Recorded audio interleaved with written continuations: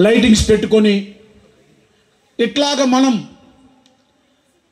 పండగ పూట సందడి చేయడం అనేది నిజానికి మన దేశంలో, ముఖ్యంగా మన ప్రాంతాలలో, ముఖ్యంగా మన జాతి ప్రజల మధ్య పండగలకి, పేరంటాలకి మనం కట్టే చీరలు చర్చికి వెళ్ళినప్పుడు కట్టాం. నిజమా కాదమ్మా?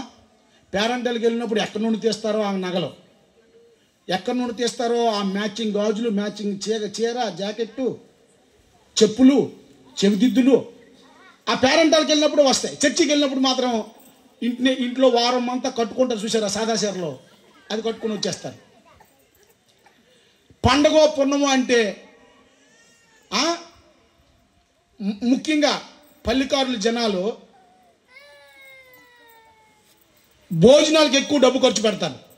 పెళ్ళికైనా,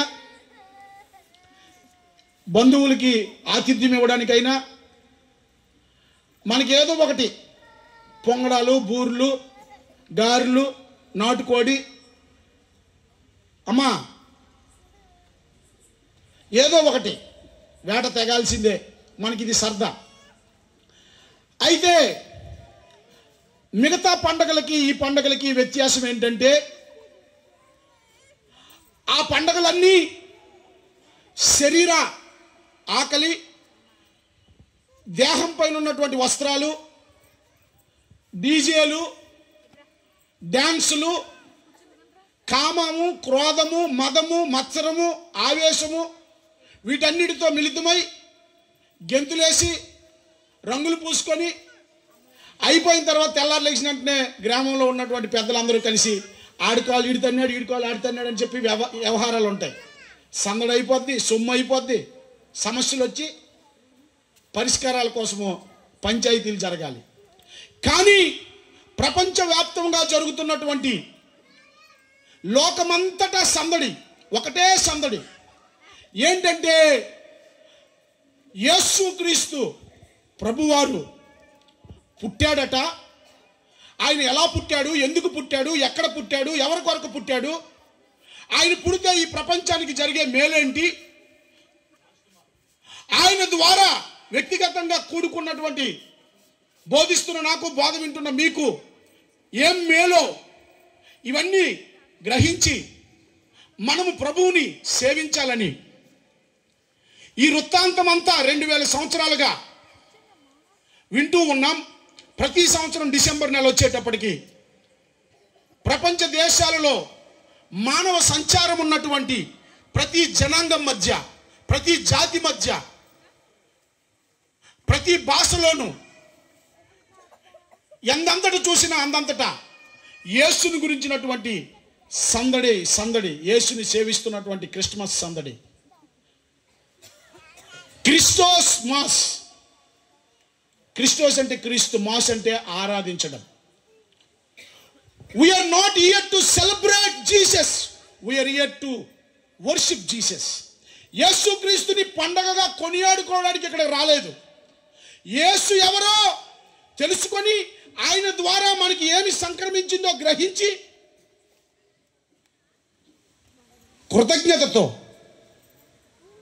యేసుని నిండు మనసుతో, పరిశుద్ధతతో ఎరిగి ఒప్పుకొని విడిచిపెట్టాల్సిన విడిచిపెట్టుకొని ఆ యేసుని పొందుకొని యేసుని హృదయపూర్వకంగా సేవించే దినమే క్రిస్మస్ దినం. చప్పట్లు కూడా దేవుని నామాన్ని మహింపరచండి. హల్లెలూయా. దైవ జనాంగమా, బైబిల్ నేను గత 2002 నుంచి నేటికి 9 సార్లు బైబిల్ చదివాను, ఇంకా చదువుతూనే ఉన్నాను. అయితే నేను మునుపటి సంవత్సరాల కంటే దేవుని సేవలోనికి వచ్చి సుమారు 20 సంవత్సరాలు అయింది, 2004 నుంచి. అంతకుముందు 2 సంవత్సరాలు సీనియర్ సేవకులతో మరి పరిచారకుడిగా తిరిగాను, రక్షణ పొందుకున్నాను. గత 22 సంవత్సరాల నుంచి క్రిస్మస్ కొరకు అనేక వర్తమానాలు వింటున్నాను, అనేక ప్రాంతాలకు వెళ్తున్నాను, నేను కూడా వర్తమానాలు బోధిస్తూ ఉన్నాను. అయితే ప్రతి సంవత్సరం కూడా వ్యక్తిగతంగా యేసుని నూతన కోణంలో నేను మర్మమై ఉన్నటువంటి క్రీస్తుని, యుగ యుగాలలో మర్మమై ఉన్నటువంటి ఆ క్రీస్తుని మునుపటి కంటే జ్ఞానం పొరల పొరలుగా ఉంటుంది. తవ్వుతున్న కొలది, లోతుకి వెళ్తున్న కొలది అందులో ఉన్నటువంటి శ్రేష్టమైనది వస్తుంది. యేసుని 22 సంవత్సరాలుగా నా వ్యక్తిగత అనుభవంలో నుండి లేఖనాలలో జీవమును వెతుకుతూ ఉండగా యేసయ్యను గూర్చి క్రొత్తగా నాకు ప్రతి సంవత్సరం దేవుడు ఒక నూతన రక్షణ జ్ఞానము గ్రహింపును నాకు ఇస్తూ ఉన్నాడు. దేవుని నామానికి మహిమ కలుగును గాక. I'm really enjoying Jesus Christ. యేసుని బట్టి నేను ఎంతో ఆనందిస్తున్నాను, ఎంతో సంతోషిస్తున్నాను. ఆయనను గురించినటువంటి జ్ఞానం గ్రహిస్తున్న కొలది, అర్థం చేసుకుంటున్న కొలది, దేవుడు తనను గురించి లేఖనాల ద్వారా నాతో మాట్లాడుతూ తనను గురించి తాను ప్రత్యక్షపరుచుకుంటున్న కొలది నేనైతే ప్రియమైన దేవుని బిడ్డలారా ఎంత సంతోషిస్తున్నాను తెలుసా? మీకు మాట చెప్పనా? ఈ నెల సుమారుగా 9,50,000 రూపాయలు నాకు అవసరం. అందులో ఒక 3 లక్షల రూపాయల పనులు ముగించాను. ఇంకా నాకు ఒక 6.5 లక్షలు కావాలి. ఒకవేళ 6.5 లక్షలు సుధాకర్ పాస్టర్ గారు నాకు క్యాష్ తెచ్చి ఇచ్చిన, నేను వాక్యము ద్వారా యేసులో ఆనందిస్తుంటే ఇస్తున్నటువంటి ఆ ఆనందము ఈ 6 లక్షలన్నర నాకు ఇవ్వలేదు. ఇఫ్ ఐ కంపేర్ విత్ ఆ డబ్బుతో నేను కనుక పోలిస్తే, ఆ కానుకతో బహుమానంతో పోలిస్తే అది నాకు ఏమీ ప్రభావితం చేయలేదు. అంతకంటే 100 రెట్లు నేను దేవునిలో ఈ సంవత్సరం వ్యక్తిగతంగా ఆనందిస్తున్నాను. చప్పట్లు కొట్టి దేవుని నామాన్ని మహింపరచండి. ఈ రాత్రి మీరు కూడా ఈ క్రిస్మస్ ఆరాధన ముగించి వెళ్ళేటప్పుడు నిశ్చయముగా ఈ లోకంలో ఉన్నటువంటి నీ ఇంటి కంటే, నీ బంగారం కంటే, నీ బిడ్డల కంటే, నాది అనుకున్న దేనినైనా వాటన్నిటి ద్వారా నువ్వు ఆనందించిన దానికంటే యేసు నాకు దొరికాడు, ఇది చాలు, ఈయన నాతో ఉంటే చాలు, నేను ఆయనతో ఉంటే చాలు, ఇది నా జీవితానికి అనే తీర్మానంతో నువ్వు నేను వెళ్ళాలని ప్రార్థన చేసి ఇక్కడికి వచ్చాను. చప్పట్లు కొట్టి దేవుని నామాన్ని మహింపరచండి. హల్లెలూయా. యేసు నీలాంటి దేవుడు జగాన లేనే లేడు, వినుటకైనను లేనే లేడు, వినుటకైనను. యేసు నీలాంటి దేవుడు జగాన లేనే లేడు, వినుటకైనను లేనే లేడు, వినుటకైనను. నీకు సాటి ఎవరో ప్రభో, జగాన కానరారే ప్రభో. నీకు సాటి ఎవరో ప్రభో, జగాన కానరారే ప్రభో. ప్రాణ రుధిరధారలు చిందించిన, మధుర ప్రేమ దాచి నాకు ఇచ్చిన. చప్పట్లు కొడదా. ప్రాణ రుధిరధారలు చిందించిన, మధుర ప్రేమ దాచి నాకు ఇచ్చిన. యేసు నీలాంటి దేవుడు జగాన లేనే లేడు, వినుటకైనను లేనే లేడు, వినుటకైనను. హల్లెలూయా. దైవ జనాంగమా, ఈ యేసు ప్రభువారు క్రిస్మస్ ఆరాధన గురించి వాక్యాలు వింటూ ఉంటే, చదువుతూ ఉంటే, ఒకడు అంటాడు యేసయ్య పుట్టాడు అంటాడు, ఇంకొకడు అంటాడు యేసయ్య వచ్చారంటారు, ఇంకొకరు అంటారు యేసయ్య పంపబడిన అంటారు, ఇంకొకరు అంటారు యేసయ్య ప్రత్యక్షుడాయను అని అంటారు, ఇంకొకరు అంటారు యేసయ్య అనుగ్రహింపబడిన అంటారు, ఇంకొకరు అంటారు యేసుని దేవుడు అప్పగించను అని అంటారు. యేసు ఎవరు? ఎందుకు రావాలి? ఎందుకు పుట్టాలి? ఎందుకు అప్పగింపబడాలి? ఎందుకు ప్రత్యక్షం అవ్వాలి? ఆయన వస్తే నాకేంటి చెప్పండి. ఈరోజు మీ ప్రశ్న ఏంటమ్మా? ఇక్కడికి వచ్చిన వాళ్ళు మీ అందరికి ఒక ప్రశ్న ఉండాలి. నేను ఏది చెప్పినా, మనం కూలికి వెళ్ళామనుకోండి, మనకు ఒక ప్రశ్న, అమ్మా నేను ఇప్పుడే దుకాణం తెరిచాను, అప్పుడే కళ్ళు మూసేస్తానమ్మా, నువ్వా దుకాణం ఇప్పుడే తెరిచా, ఎక్కడ బంగాళదుంపలు అక్కడే ఉన్నాయి.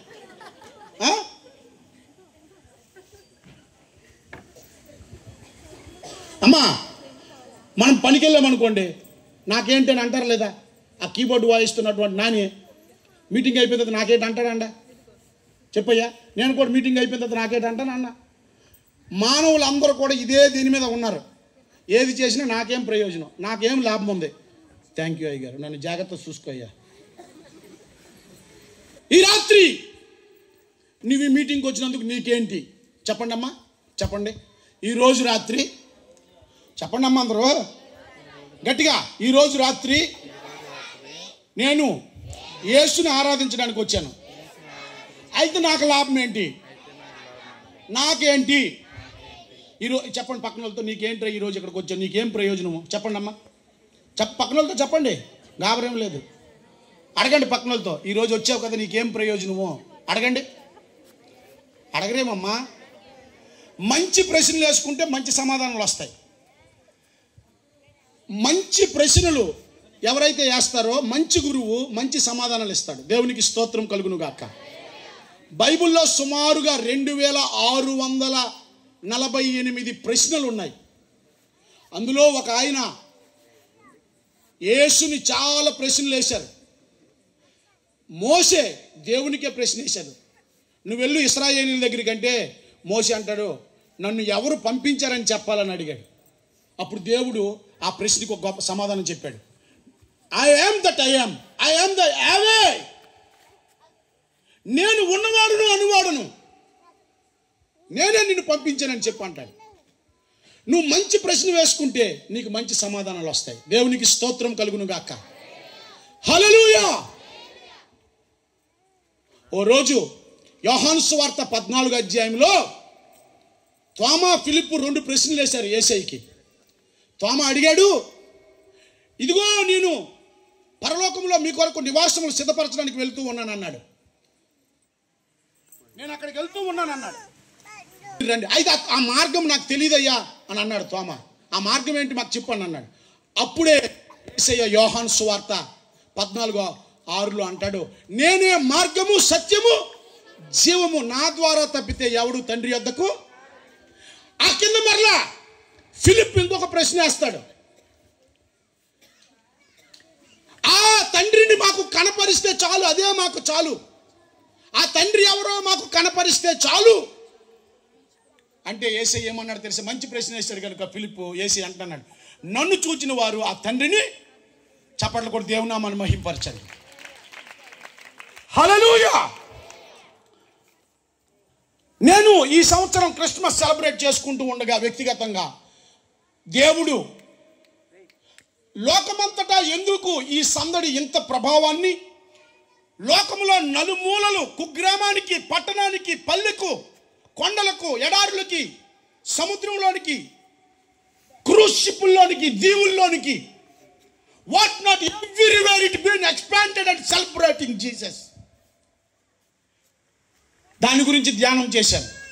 రెండవదిగా యేసు పుట్టుకను గురించి ఒక ఆయన అంటాడు పుట్టాడని, ఇంకొక నాయుడు అంటాడు వచ్చాడని, ఇంకొక ఆయన అంటాడు పంపబడ్డాడని, ఇంకొక ఆయన అంటాడు అప్పగించాడని, ఇంకొక ఆయన అంటాడు శరీరము దాల్చుకొని వచ్చాడని, ఇంకొక ఆయన అంటాడు ప్రత్యక్షపరచబడ్డాడని, ఇంకొక ఆయన అంటాడు అనుగ్రహింపబడ్డాడని.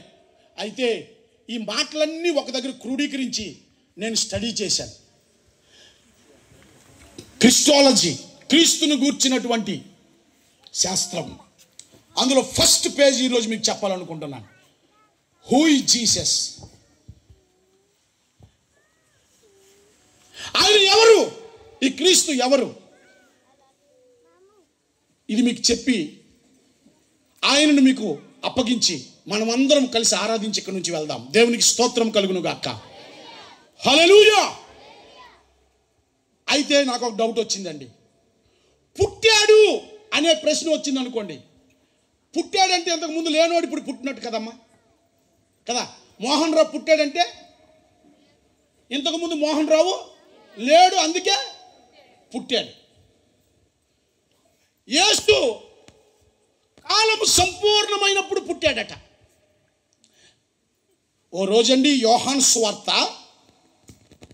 8వ అధ్యాయంలో ఇశ్రాయేలీయులకి, అక్కడ ఉన్నటువంటి మతాధికారులకి, పెద్దలకి యేసు ప్రభు వారికి మధ్య సంభాషణ జరుగుతూ ఉంటే యేసయ్య గబుక్కున ఒక మాట అన్నాడండి, నేను అబ్రహాము కంటే ముందుగా ఉన్నవాడిని అన్నాడు. అప్పుడు అలా అన్నారు, అబ్రహాము కంటే ముందుగా ఉన్నవాడువా? నీకు 50 సంవత్సరాల వయసే అవ్వలేదు, నీకు 50 సంవత్సరాల వయసే అవ్వలేదు. సరే, అబ్రహాము కంటే ముందుగా ఉన్నవాడంటే ఎవరై ఉంటారు ఈయన? చెప్పండి. నేను అబ్రహాము కంటే ముందుగా ఉన్నవాడిని అంటున్నాడు. దేవునికి స్తోత్రం కలుగును గాక. ఈ యేసుని గురించి మనుష్య కుమారుడిగా వచ్చాడని మత్తయి చెప్తూ ఉన్నాడు, సేవకుడిగా వచ్చాడని మార్కు చెప్తూ ఉన్నాడు, దేవుని కుమారుడిగా వచ్చాడని లూకా చెప్తూ ఉన్నాడు. యోహానేమో ఆదియందు వాక్యం ఉండును, వాక్యము దేవుని వద్ద ఉండును, ఆ వాక్యమే దేవుడై ఉండను, ఆయన లేకుండా ఏది కలుగులేదని ఆయన స్టార్ట్ చేశాడు. ఆ వాక్యమని యోహాన్ చెప్పాడు. Hallelujah, happy Christmas. గట్టిగా చెప్పండి, మేరీ మేరీ క్రిస్మస్. గట్టిగా చివరి వాళ్ళు merry merry Christmas, merry merry Christmas, happy happy Christmas. అయితే ప్రియులారా, యేసయ్య అంటున్నాడు, నేను అబ్రహాము కంటే ముందున్నవాడినని. మనుష్య కుమారుడిగా వచ్చాడట, సేవకుడిగా వచ్చాడట, దేవుని కుమారుడిగా వచ్చాడట, ఆ వాక్యమై ఉన్నవాడు వచ్చాడట. ఒక ఆయన అన్నాడు, ఆది కాండములో ఆ సృష్టికర్త అయినటువంటి దేవుడు యెహోవా దేవుడైతే యేసు ఎవరు అని ప్రశ్న వేశాడు. ఆది కాండం 1వ అధ్యాయం తీయండి అమ్మ ఒకసారి. ఆది కాండం 1వ అధ్యాయం 1వ వచనం చదవండి. ఆది యందు వాక్యం ఉండెను, ఆది యందు దేవుడు భూమి ఆకాశములను సృజించెను. చాలు చాలు, ఆది యందు దేవుడు. ఓకే, ఇప్పుడు మరలా చదువయ్యా యోహాను సువార్త 1వ అధ్యాయము. ఇవాళ బెన్సన్ గారు మనకు బాగా సహకరించును గాక. 1వ వచనం చదువయ్యా, యోహాను సువార్త 1:1. ఆది యందు వాక్యం ఉండెను, ఆ వాక్యము దేవుని యొద్ద ఉండెను, ఆ వాక్యము దేవుడై ఉండెను. ఆయన ఆది యందు దేవుని యొద్ద ఉండెను, సమస్తమును ఆయన మూలముగా కలిగెను, కలిగి ఉన్నది ఏది ఆయన లేకుండా కలుగలేదు, ఆయనలో జీవముండెను, ఆ జీవము మనుషులకు వెలుగై ఉండెను, కింద చదువయ్యా, కింద చదువు 14. ఆ వాక్యమే శరీరధారి కృపా సత్య సంపూర్ణుడిగా. దేవునికి స్తోత్రం కలుగును గాక. ఆది కాండములో భూమి ఆకాశములు సృజించిన దేవుడే ఈ యేసు ప్రభువారి అని. వాక్యాన్ని డిఫెండ్ చేయడానికి ఏ శాస్త్రి అవసరం లేదు. వాక్యమే తనకు తాను డిఫెండ్ చేసుకోగలదు. దేవుడు తనకు తాను ప్రొటెక్ట్ చేసుకోగలడు. మనం ఎవరమో చెయ్యి ఓత ఇవ్వాల్సిన అవసరం లేదు. ఆది యందు భూమి ఆకాశము దేవుని సృజించెను. ఆ ఆది యందు ఉన్నటువంటి వాడే, ఆ ఓంకారుడే, ఆ శబ్దమై ఉన్నవాడే. దేవుడంటే ఎవరో తెలుసా? ఆదియు అంతమై ఉన్నవాడు. దేవుడు ఎవరో తెలుసా? స్థలము, కాలము, పదార్థముతో సంబంధము లేనివాడు. No space, no matter, no time can contain him. దేవుడు సర్వాంతర్యామి, సర్వశక్తివంతుడు, సర్వము ఎరిగినవాడు, సర్వములో వ్యాపమై ఉన్నవాడు. దేవుడు సృష్టికర్త, దేవుడు సర్వమును నిర్వహించువాడు, సర్వమును లయపరుచువాడు. దేవుడు సత్యమై ఉన్నాడు, జ్ఞానమై ఉన్నాడు, అనంతుడై ఉన్నాడు. దేవుడు నిత్యుడు, అక్షయుడు. ఆయనలో జీవమున్నది, జీవము లేని వాటన్నిటికీ జీవం ఇచ్చేవాడే దేవుడు. I am defining who is God. ఎవరు దేవుడై ఉన్నాడో చెప్తూ ఉన్నాను. దేవుడు అని ఎవరినైనా మనం పిలవాలనుకుంటే ఈ లక్షణాలన్నీ ఆయనలో ఉండాలి. హల్లెలూయా. దేవుడు అనంతుడై ఉన్నాడు. అలాగే ప్రియమైన దేవుని బిడ్డలారా, దేవుడు ఎవరు? కామ, క్రోధ, మద, మత్సరం, మోహం లేనివాడు. దేవుడు ఎవరై ఉన్నాడు? పరిశుద్ధుడు, ప్రేమమయుడు, సమస్త కల్మషము, సమస్తమైనటువంటి దోషములకు పరిహారం చేసేవాడు, పూజార్హుడై ఉన్నాడు. దేవుడు ఎవరు? అదృశ్యుడై ఉన్నాడు. దేవుడు ఎవరు? సర్వ సృష్టికి ఆది సంపూర్ణుడై ఉన్నాడు. దేవుడు ఎవరు? కనికరము, దయ, దీర్ఘశాంతం, విస్తారమైన కృప, సత్యము గలవాడై ఉన్నాడు. ఆ దేవుడు భూమి మీదకి శరీరంగా వచ్చినప్పుడు యేసుప్రభు అన్నాడు, నేను సాత్వికుణ్ణి, దీన మనసు గలవాడిని అన్నాడు. దేవుడు ఎవరు? వాక్యము, ప్రేమ, ఆత్మ, వెలుగు, జ్ఞానం, పరిశుద్ధత, నీతి, విమోచన ఉన్నాడు. చప్పట్లు కూడా దేవుని నామాన్ని మహిమపరచండి. హల్లెలూయా, హల్లెలూయా. దైవ జనాంగమా, దేవుడు ఎవరో, దేవునికి ఎలాంటి లక్షణాలో మనం తెలుసుకోవాలి.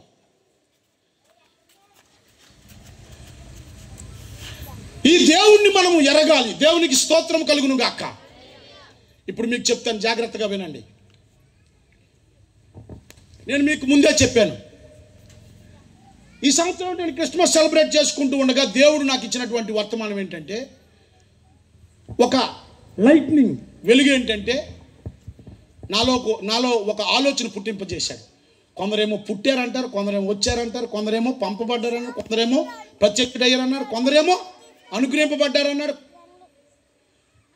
వీటన్నిటినీ ఒక దగ్గర క్రోడీకరించి ఒక స్టేట్మెంట్ రాశాను. జాగ్రత్తగా వినండి, అవసరమైతే రాసుకోండి.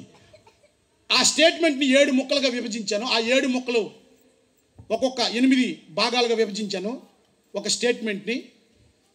ఆ 8 భాగాలు మీకు వివరించి ముగించేస్తాను. ఆది నుండి ఉన్నవాడు గనకనే కాలము సంపూర్ణమైనప్పుడు శిశువుగా పుట్టి పంపబడిన వాడిగా శరీరమును దాల్చుకొని ఈ లోకానికి వచ్చి పరమ తండ్రిని ప్రత్యక్షపరిచి దేవునికి నరునికి మధ్యవర్తిగా సర్వలోకానికి అనుగ్రహింపబడ్డాడు. రాసుకోండి ఒకసారి, ఎవరైనా పెన్ను ఉంటే. దైవ జనాంగమా, మరలా చెప్తూ ఉన్నాను, ఐ రిపీట్ ఇట్. ఆది నుండి దేవుడు ఉన్నవాడు గనుకనే కాలము సంపూర్ణమైనప్పుడు శిశువుగా ఈ లోకములోనికి పుట్టి పంపబడిన వాడిగా ఎంచబడి శరీరమును దాల్చుకొని ఈ లోకములోనికి మనుషునిగా వచ్చి ఆ అదృశ్యుడైనటువంటి సృష్టికర్త అయినటువంటి ఓంకారుడైనటువంటి పరమ తండ్రిని ప్రత్యక్షపరచుటకు ఆయన వచ్చాడు. అంత మాత్రమే కాదు, దేవునికి నరునికి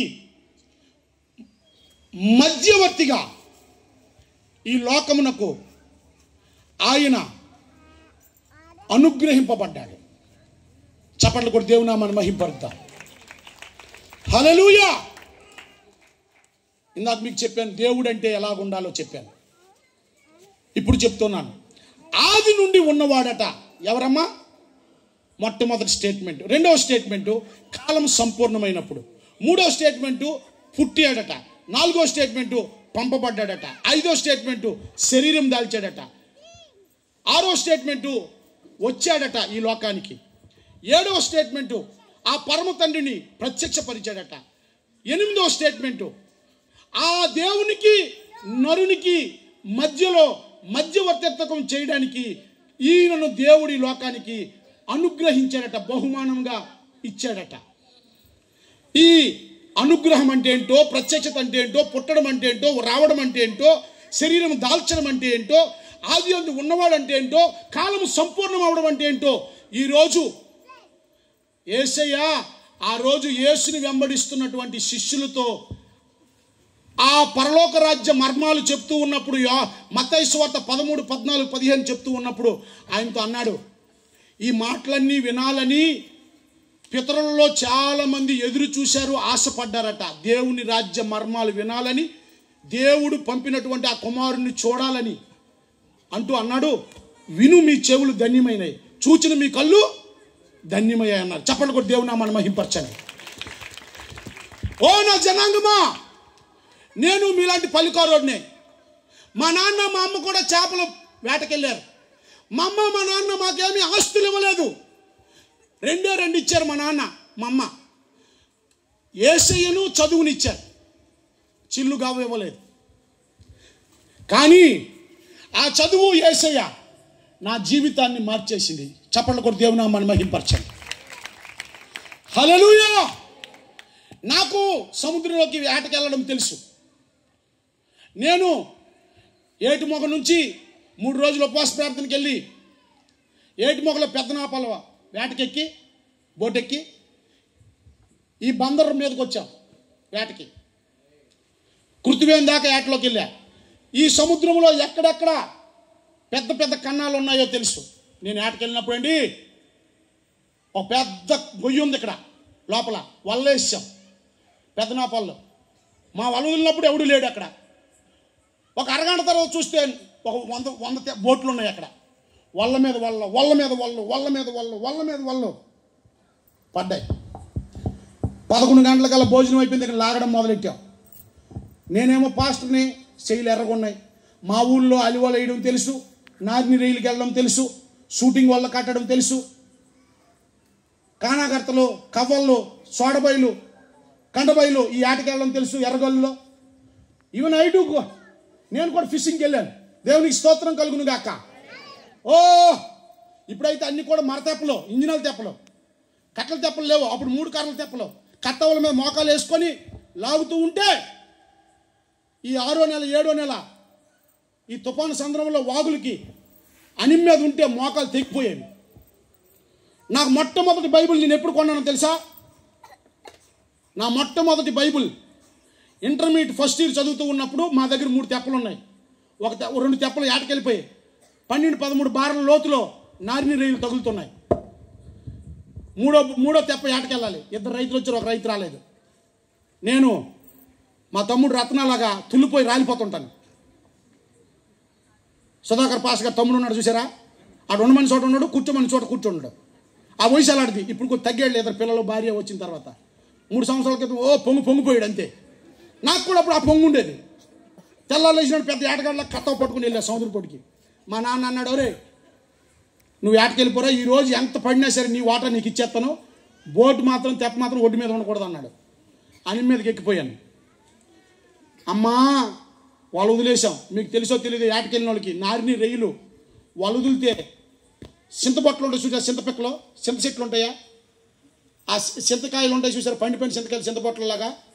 రెయ్యి కనుక తగిలితే వాళ్ళతో ఎలాగొస్తాయి తెలిసిన? చింతబొట్టలు వాళ్ళకి తగిలి వస్తే ఎలాగొస్తాయి అలాగా. ఆ రోజండి మాకు సుమారుగా 39-40 కేజీలు పడ్డాయండి. దేవునికి స్తోత్రం కలుగును కాక. మీరు చప్పట్లు కొట్టరు, స్తోత్రం చెప్పరు, ఎందుకంటే మీరు కుల్లోలు.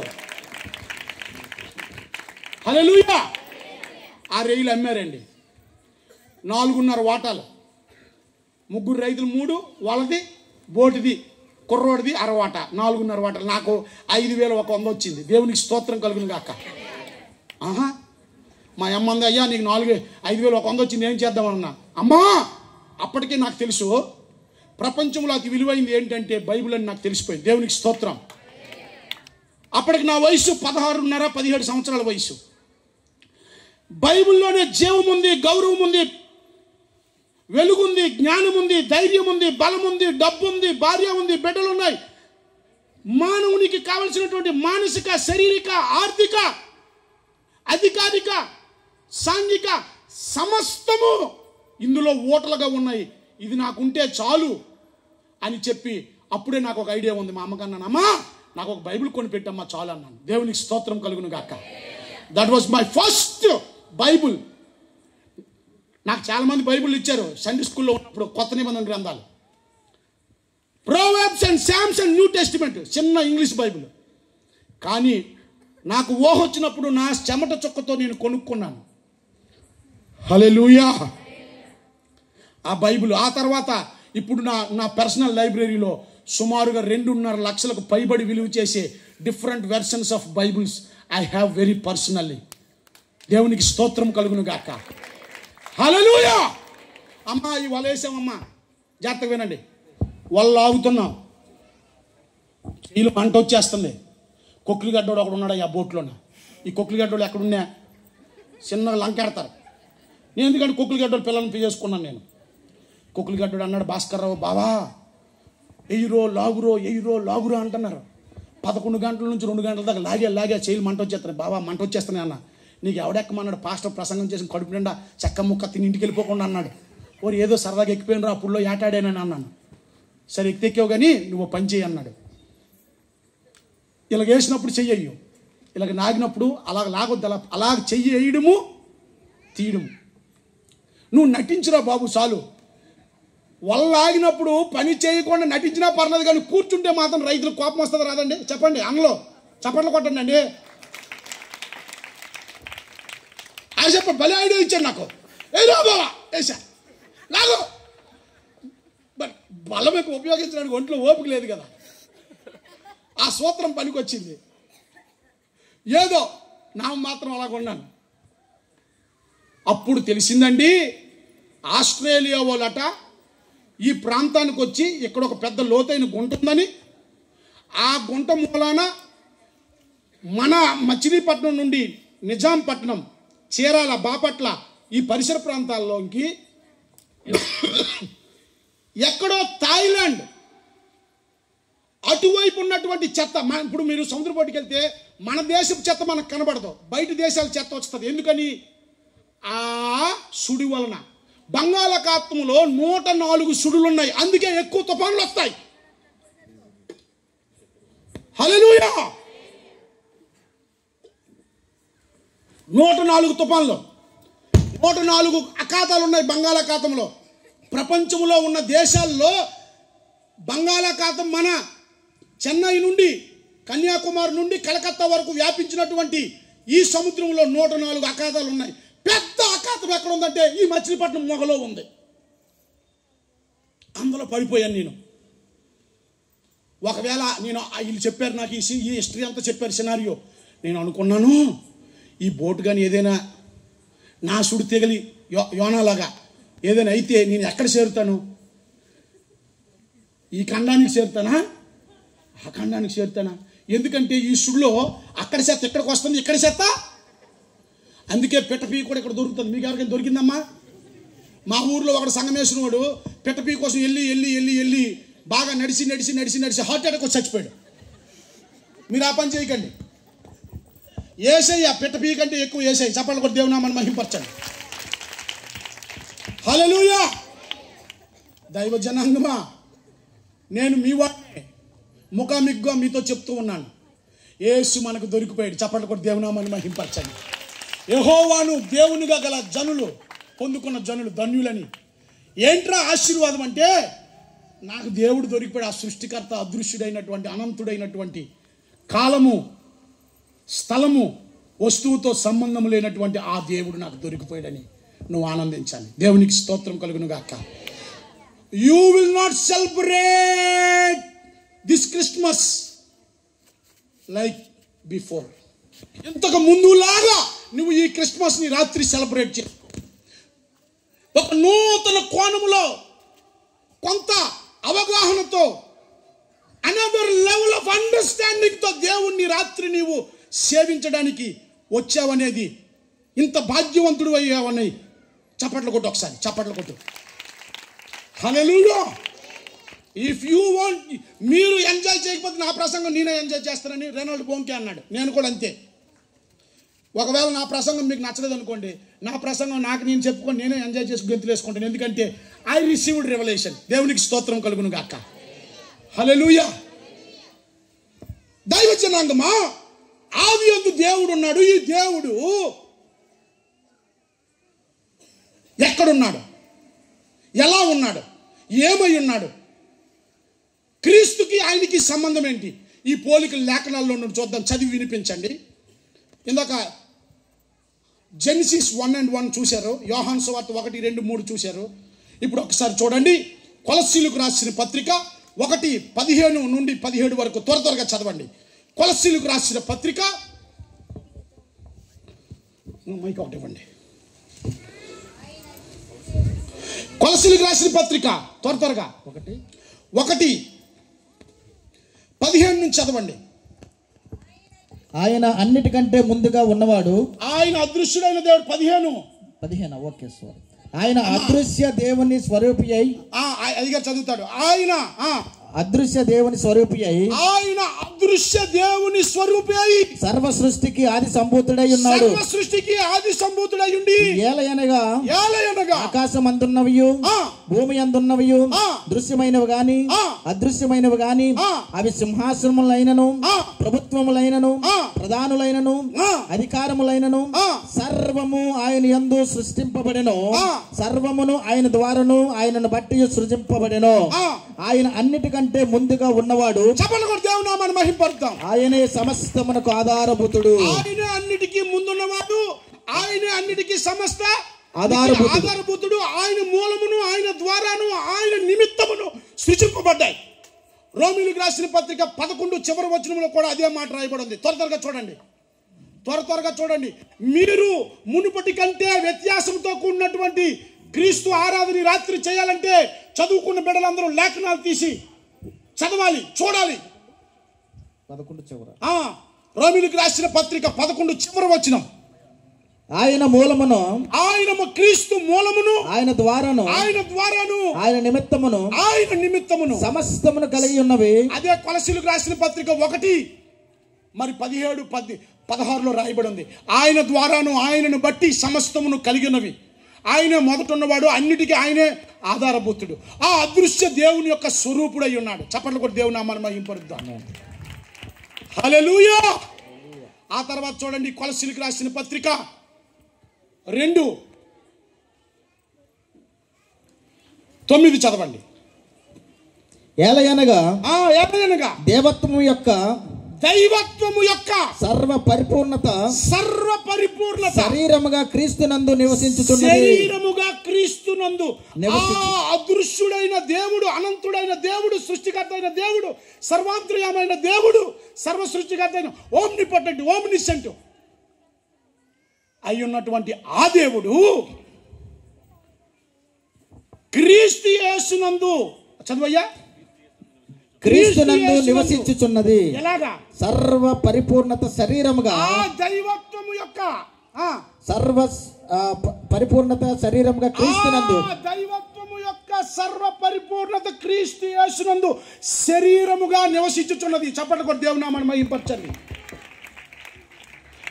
ఆ దేవుడు క్రీస్తు యేసు శరీరములో సర్వ పరిపూర్ణతగా కనపరుచుకొని నివసించాడట ఈ లోకానికి. దేవునికి స్తోత్రం కలుగును గాక.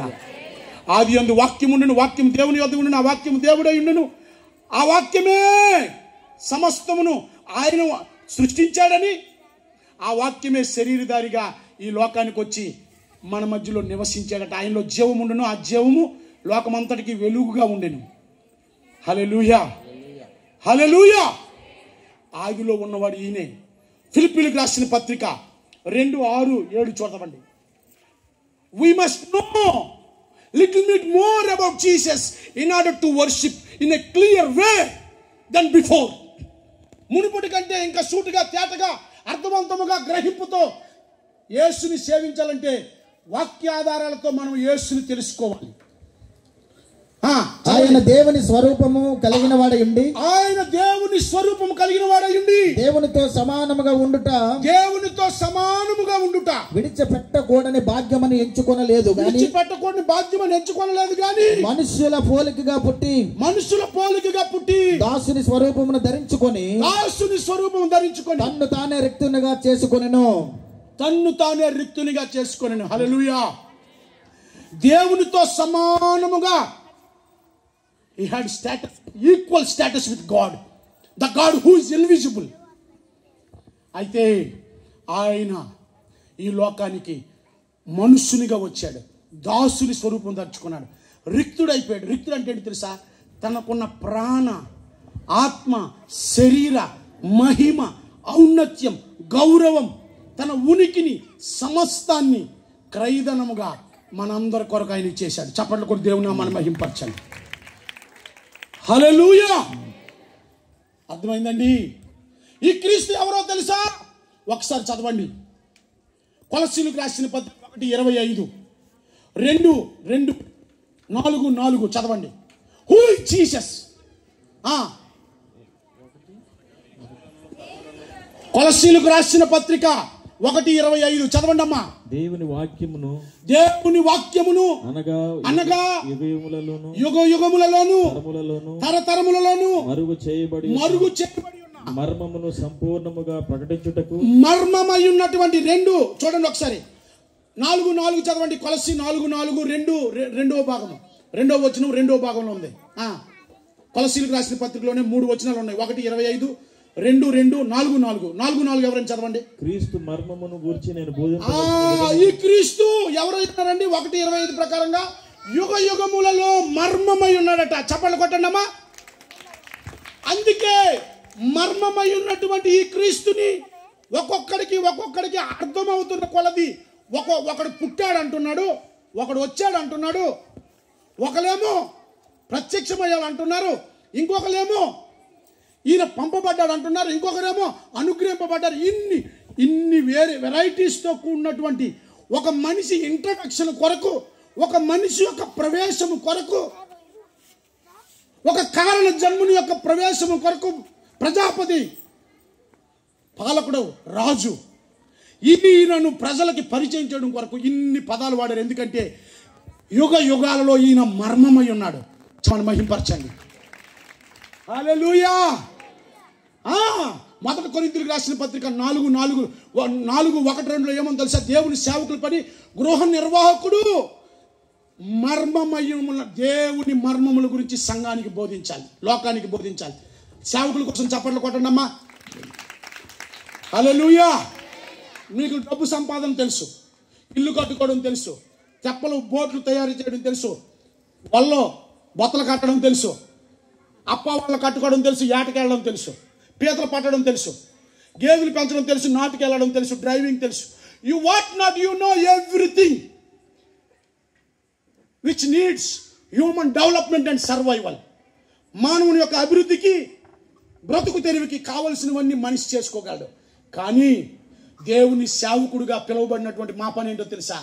యుగ యుగములలో మర్మమై ఉన్నటువంటి ఆ క్రీస్తుని మేము పొందుకున్న ప్రత్యక్షత కొలది నమ్మకముగా మీకు ప్రకటించాలి. హల్లెలూయా, హల్లెలూయా. దైవ జనాంగమా, కాలము సంపూర్ణమైనప్పుడు ఈ యేసయ్య వచ్చాడట. ఇది చాలా ఇంతవరకు అదృశ్యుడైన దేవుడు ఎలాగుంటాడో మర్మమైనటువంటి యేసు ఏంటో చెప్తూ వచ్చాను. ఇప్పుడు చెప్తున్నాను వరల్డ్ హిస్టరీ, జాగ్రత్తగా వినండి. చరిత్రలో నుండి క్రీస్తుని చెప్పాలనుకుంటున్నాను. కాలము సంపూర్ణమైనప్పుడు వచ్చాడట. కాలము సంపూర్ణం అంటే ఏంటండి? ఒకసారి చూడండి. ఆదిలో ఉన్నవాడు గనుకనే మొదటి స్టేట్మెంట్ అయిపోయింది. కాలం సంపూర్ణమైనప్పుడు శిశువుగా పుట్టెను. ఇప్పుడు కాలం సంపూర్ణమైనప్పుడు మార్కు సువార్త 1:15 చదవండి. గలతీయులకు రాసిన పత్రిక 4:4 చదవండి. త్వరగా 1:15. కాలము సంపూర్ణమైనది, దేవుని రాజ్యం సమీపించి ఉన్నది. చెప్పండి కూడా దేవుని నామాన్ని మహింపొందండి, పరచండి. రెండోది 4:4 చదవండి. గలతీయులకు రాసిన పత్రిక 4:4. అప్పుడు దేవుడు తన కుమారుని పంపి దేవుని రాజ్యము సమీపించి ఉన్నది. మనుషులారా, మారు మనసు పొందుకోనండి, ఆ దేవుని రాజ్యాన్ని అంగీకరించండి అని పంపించాడు దేవుడు. గట్టిగా చప్పట్లు కొట్టి దేవుని నామాన్ని మహింపరచండి. చివరి ఉన్నవారు, పైన ఉన్నవారు చప్పట్లు కొట్టండి అయ్యా. హల్లెలూయా. ప్రియులారా, అనేక ఒత్తిళ్ల మధ్య, అనారోగ్యం మధ్య, పోరాటం మధ్య, అవసరతల మధ్య ఈరోజు 3 ప్రసంగాలు చేసి 4వ ప్రసంగం చేయడానికి ఇక్కడికి వచ్చా. పెళ్లి ప్రసంగం, ఇల్లు ఓపెనింగ్ ప్రసంగం, ఒక పిల్లోడికి చేతిలో పెట్టిన ప్రసంగం, పేరు పెట్టి మరలా ఎక్కడ పనులు అక్కడే ఉన్నాయి. ఒక ఇంజక్షన్ వేసుకొని, పాస్టర్ అడగండి, సుధాకర్ ఆవిడ గారు, నేను రూమ్లో ఏంటది ఆవిరి పడుతుంటే దగ్గుతుంటే నాకు ఏదో అయిపోయిందని బెదిరిపోయి వచ్చింది ఆవిడ. అనే ఏమైపోయిందని, అమ్మ నాకేం అవ్వలేదమ్మా, ఈ ఆవిరి పట్టినప్పుడు ఆ దగ్గు వచ్చేస్తుందని వేడి నీళ్ళు 2 బాటిల్ రెడీ చేశాను. ఏంటి ప్రేమో తెలుసా? క్రీస్తు యేసు సంఖ్యలు పౌలు అక్కడ రాస్తాడు. కొలస్సీ 4:3లో క్రీస్తు యేసు బంధాలు నన్ను బంధించి ప్రపంచం అంతటా మర్మమైన క్రీస్తుని ప్రకటించడానికి ఇంకో దగ్గర కొరింథీయులకు రాసిన పత్రికలో క్రీస్తు యేసు ప్రేమ మమ్మల్ని బలవంతం చేసిందని చెప్తాడు. దేవునికి స్తోత్రం కలుగును గాక. మీకు చెప్పనా, మా సంఘంలో అండి 3 యవనస్తులు చనిపోయారు ఈ సంవత్సరం. గత సంవత్సరం క్రిస్మస్ సెలబ్రేషన్ చేసినప్పుడు వాళ్ళు ఎంతో ఆనందంగా ఉన్నారు, భార్య బిడ్డలతో ఉన్నారు. మొన్న ఆదివారం వాక్యం చెప్తుంటే నేను ఇదే చెప్పాను. ఈ సంవత్సరం ఆ 3 కూడా యవనస్తులు చచ్చిపోయారు. అనాలోచితంగా ఉండకండి. ఈరోజు ఈ సంవత్సరం సంతోషంగా మనం ఈ పండుగ చేసుకుంటాం, యేసుని సెలబ్రేట్ చేసుకుంటాం, యేసుని ఆరాధన చేస్తున్నాం. వచ్చి ఈ సంవత్సరం మనం ఉంటామో ఉండమో తెలీదు. ఏ రోజు ఏం జరుగుతుందో తెలియదు. ఉన్న 4 రోజులు దేవునితో చక్కగా సాగిపోదాం. దేవునికి స్తోత్రం కలుగును గాక. హల్లెలూయా. దైవ జనాంగమా, కాలము సంపూర్ణమైనప్పుడు దేవుడు తన కుమారుణ్ణి ఈ లోకానికి పంపించాడు. కాలం సంపూర్ణం అంటే ఏంటో చూడండి. ఆదాము ఈ లోకంలో అండి, జాగ్రత్తగా వినండి, ఈ లోకంలో మానవ సంపర్కం లేకుండా 3 పుట్టారండి. 1 ఆదాము, 2 అవ్వ, 4 3 యేసు ప్రభువారు. దేవుడే మట్టి తీసి బొమ్మను చేసి, మట్టి తీసావా మట్టి బొమ్మను చేసావా, ప్రాణం పోసావా యెహోవా మనిషిని ఇంకోళ్ళు ఏం పడతారమ్మా, మట్టి తీసావా మట్టి బొమ్మను చేసావా, ఇంకో పేరు పెట్టారు అక్కడ యెహోవా స్థానంలో. బైబిల్ ఒక్కటే ఈ ప్రపంచంలో మానవుడు సృష్టిని గురించి, సృష్టి ఆరంభం గురించి, మానవుని సృష్టిని గురించి బైబిల్లో మాత్రమే రాయబడింది. ఎక్కడ రాయబడినది బైబిల్ నుండి కాపీ చేయబడినదే.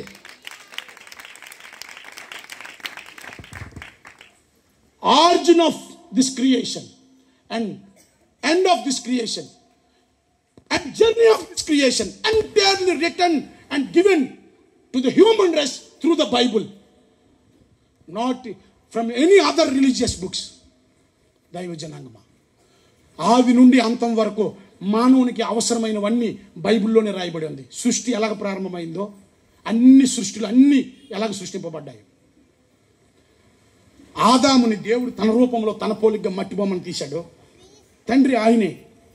ఆదాముకి ఏదైనా వనంలో మొదటి సర్జన్గా, ఎనస్థీషియన్గా మత్తిచ్చి ఎముకను తీసి ఆహ్వానం చేశాడు. తల్లి లేదు, వీళ్ళిద్దరికి తండ్రి లేడు, దేవుడే. ఆదాములో నుండి అవ్వ. కడపటి ఆదాము స్త్రీ సంతానముగా వస్తాడని ఆదికాండం 3వ అధ్యాయంలో జడ్జిమెంట్ జరిగింది. ఫస్ట్ జడ్జిమెంట్ ఎక్కడ జరిగిందో తెలుసా? ఆదికాండం 3వ అధ్యాయంలో.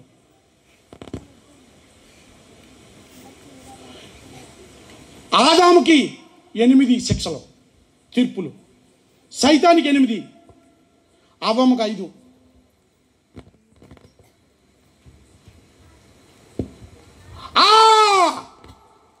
సైతాన్ అన్నాడు, ఏ స్త్రీ ద్వారా అయితే నా ప్రణాళికలోకి అడుగుపెట్టి నన్నంత గందరగోళం చేసేసావో అదే స్త్రీ సంతానము వచ్చి నీ తలను తొక్కుతాడని అప్పుడే చెప్పాడు. చెప్పండి కూడా దేవుని నామాన్ని మహిమపరచండి. There will be a son born from women అని చెప్పాడు. ఈ ప్రపంచంలో ఎవరి యొక్క అడ్రస్ రాసినా, సుధాకర్ పాస్ గారు అడ్రస్ రాస్తే ఎవరు కొడుకని రాస్తారమ్మా? చెప్పండి అమ్మా. లంకే రవికుమార్ గారు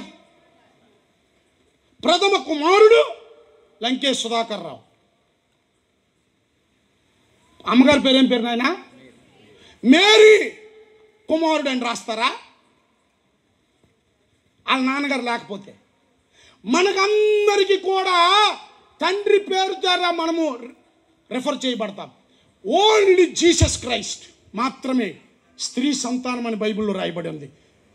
ఎందుకంటే పురుషుడు లేకుండా పరిశుద్ధాత్మ వల్ల గర్భవతి అయినప్పుడు కుమారుని కన్నది.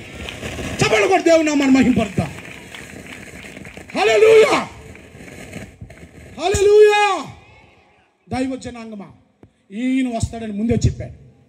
అయితే దైవజనాంగమా, ఆదాము నుండి కయ్యూను, హేబేలు, నోవాహు వరకు మనుషులు పుడుతూనే ఉన్నారు. ఇలాగుండగా ప్రపంచంలో మెల్లమెల్లగా రాతి యుగము, ఆ యుగాలన్నీ అవుతూ వచ్చినాయి. కొంతకాలానికి వచ్చినప్పటికీ ప్రపంచం అంతా కూడా విగ్రహారాధన బాగా పెరిగింది. ఆ పెరిగినటువంటి ఆ ప్రాంతంలో ప్రియమైన దేవుని బిడ్డలారా, ఒక కుటుంబంలో అబ్రహాం ఉన్నాడు. అబ్రహాము వాళ్ళ నాన్నగారి ఇంటిలో బొమ్మలు తయారు చేసుకునే వ్యాపారం. ఆ బొమ్మలు తయారు చేసుకున్నప్పుడండి, ఓ రోజు అబ్రహాం బొమ్మను చేశాడండి. ఆ బొమ్మను చూసి మురిసిపోతున్నాడు. దీని రూపం అంతా నాలాగే ఉంది, అచ్చు గుద్దినట్టుగా ఉంది, సేమ్ టు సేమ్. ఒక్కటే కొద్ది ఉంది ఏంటంటే, నేను మాట్లాడుతున్న ఇది మాట్లాడలేదు, నేను చూస్తున్నాను, కళ్ళుండి చూడలేదు, చెవులుండి వినలేదు, చేతులుండి, దీనికి ఏంటి లైఫ్ లేదు, జీవం లేదు, ప్రాణం లేదు, అన్నీ ఇచ్చాను. అయితే నాలాగా నేను ఒక బొమ్మను చేశాను కానీ దానికి జీవం ఇవ్వలేకపోయినా ఒక ప్రశ్న వచ్చింది. ఎప్పుడైతే ఒక మంచి ప్రశ్న వేయబడుతుందో అప్పుడు మంచి సమాధానంతో దేవుడు ఎదురు పడిపోతాడు. చప్పట్లు కూడా దేవుని నామాన్ని మహిమపరచండి. గదిలో అండి అబ్రహాం ఉన్నాడు. దేవుడు ఎదిరిపోయాడు. అబ్రహమా, ఈ బొమ్మను ఎవరో చేశారనుకున్నావు కదా, నేనే నిన్ను చేశాను. ఇదిగో ఇదిగో ఇదిగో ఇదిగో, ఆ ప్రాణం పోసింది నేనే నీతో మాట్లాడుతున్నాను. నువ్వు లేవు, నేను చెప్పిన చోటుకెళ్ళి నేను నిన్ను గొప్ప జనంగా చేస్తాను, నీ ద్వారా ప్రపంచం అంతటిని ఆశీర్వదిస్తాను, సమస్త వంశములన్నీ ఆశీర్వదింపబడతాయి. అబ్రహాముకు చెప్పాడు. దేవునికి స్తోత్రం కలుగును గాక. అబ్రహాము ఇస్సాకును కన్నాడు, ఇస్సాకు యాకోబును కన్నాడు, యాకోబు 12 మంది గోత్రాలు ప్రజలు మూల పురుషులు కన్నారు. ఇందులో నుండి యోసేపు ముందు ఐగుప్తుకి వెళ్ళాడు, తర్వాత మిగతా వాళ్ళు అందరూ వెళ్ళారు. 430 సంవత్సరాలకి అబ్రహాము ఏ ప్రాంతంలోనైతే పరదేశిగా ఉన్నాడో, యాత్రికుడిగా ఉన్నాడో, అబ్రహాము అదే దేశంలో ఉంటే విచిత్రం ఏంటో తెలుసా?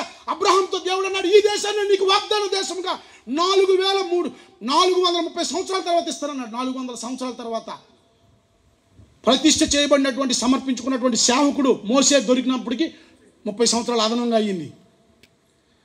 దేవుడు మాట తప్పేవాడు కాదు. దేవునికి స్తోత్రం కలుగును గాక. మరి అదే దేశం ఆల్రెడీగా అబ్రహాం ఉన్నప్పుడు అప్పుడే ఇచ్చేవచ్చు కదా. దేవుడు ఏదైనా మనకి ఇవ్వాలంటే విశ్వాసము ద్వారా మనము దేవుని వాగ్దానాన్ని నమ్మి స్వతంత్రించుకోవాలి. ఎవరైనా ఈ ప్రపంచంలో any bond will happen first initial stage word will give. మా పిల్లని ఇస్తామండి, మా స్థలము అమ్ముతామండి అంటారమ్మా. మాటతో ముందు ఒప్పందం చేయబడుతుంది. ఆ మాటే కార్యం దాలుస్తుంది. The same formula, what is natural that is same certain times in spiritual also. అబ్రహాముకు మాట ఇచ్చాడు. ఆ మాట ప్రకారంగా 430 సంవత్సరాలు ఇశ్రాయేలీయులు ఐగుప్తులో చేరి మహాజనాంగంగా తయారయ్యారు. మోసే నాయకుడిగా దేవుడు పంపించాడు. యెహోషువ న్యాయాధిపతులు, రాజులు, దావీదుని ఎన్నుకున్నాడు, సౌలు, సొలొమోను. తర్వాత రాజ్యాలుగా విడిపోయారు. ఇశ్రాయేలు, యోధా రాజ్యం. దేవునికి స్తోత్రం కలుగును గాక. హల్లెలూయా. దావీదు అబ్రహాము నుండి దావీదు వరకు, ఆదాము నుండి దావీదు వరకు, దావీదు నుండి అబ్రహాం వరకు, అబ్రహాం నుండి యేసుక్రీస్తు వరకు 4000 సంవత్సరాలు. దేవునికి స్తోత్రం కలుగును గాక. యేసయ్య నుండి మన వరకు 2024 సంవత్సరాలు. జాగ్రత్తగా వినండి ప్రియమైన దేవుని బిడ్డలారా. క్రీస్తు పూర్వం 720లో 10 గోత్రాల ఇశ్రాయేలీయులు ప్రజలు అస్సూరు అనేటటువంటి ఒక సామ్రాజ్యం చేత పట్టబడి బానిసలుగా చెదిరిపోయారు. అప్పుడు దండయాత్రలు జరిగేవి ప్రపంచంలో.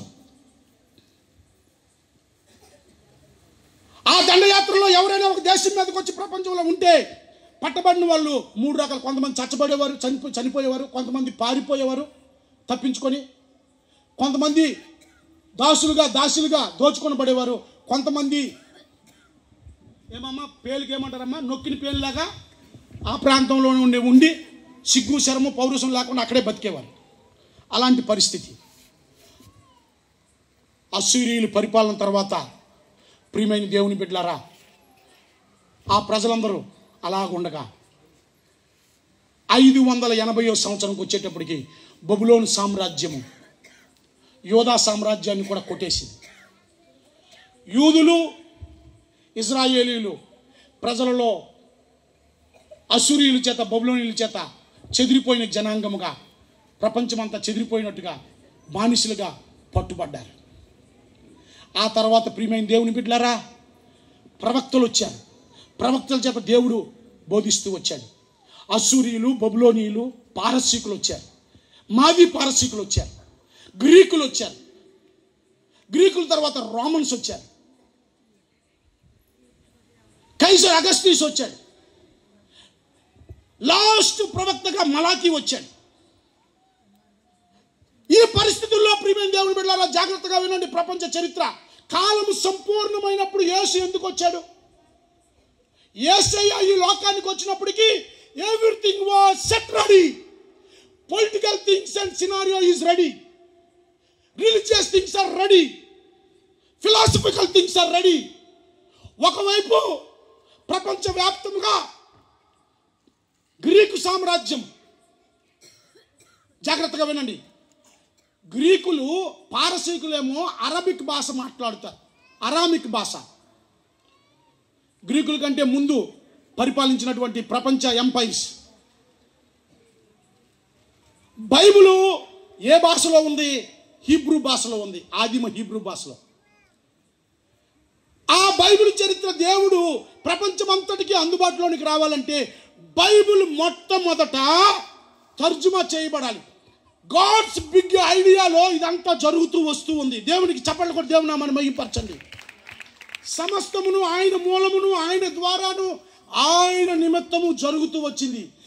ఉన్నవేవి ఆయన లేకుండా లేవు. ఇది మన మనసులో పెట్టుకోవాలి. మనం అందరం ఎక్కి దిగిపోయిన ఆర్టిస్టులమే. ఆయన బిగ్ ఐడియాతో మన పరిచర్య కూడా కొద్ది కలిస్తే మంది సక్సెస్ అయిపోద్ది చరిత్రలో. అందుకే యోహాను ఏం రాస్తూ ఉన్నాడు తెలుసా?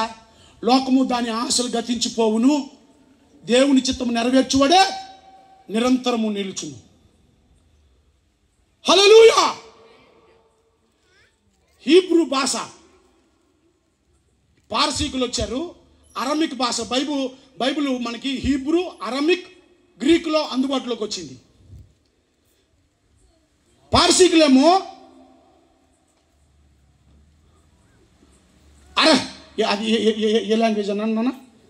Not Greek, Arabic language. అయితే ప్రియమైన దేవుని బిడ్డలారా, గ్రీకులు ఏం చేశారు తెలుసా?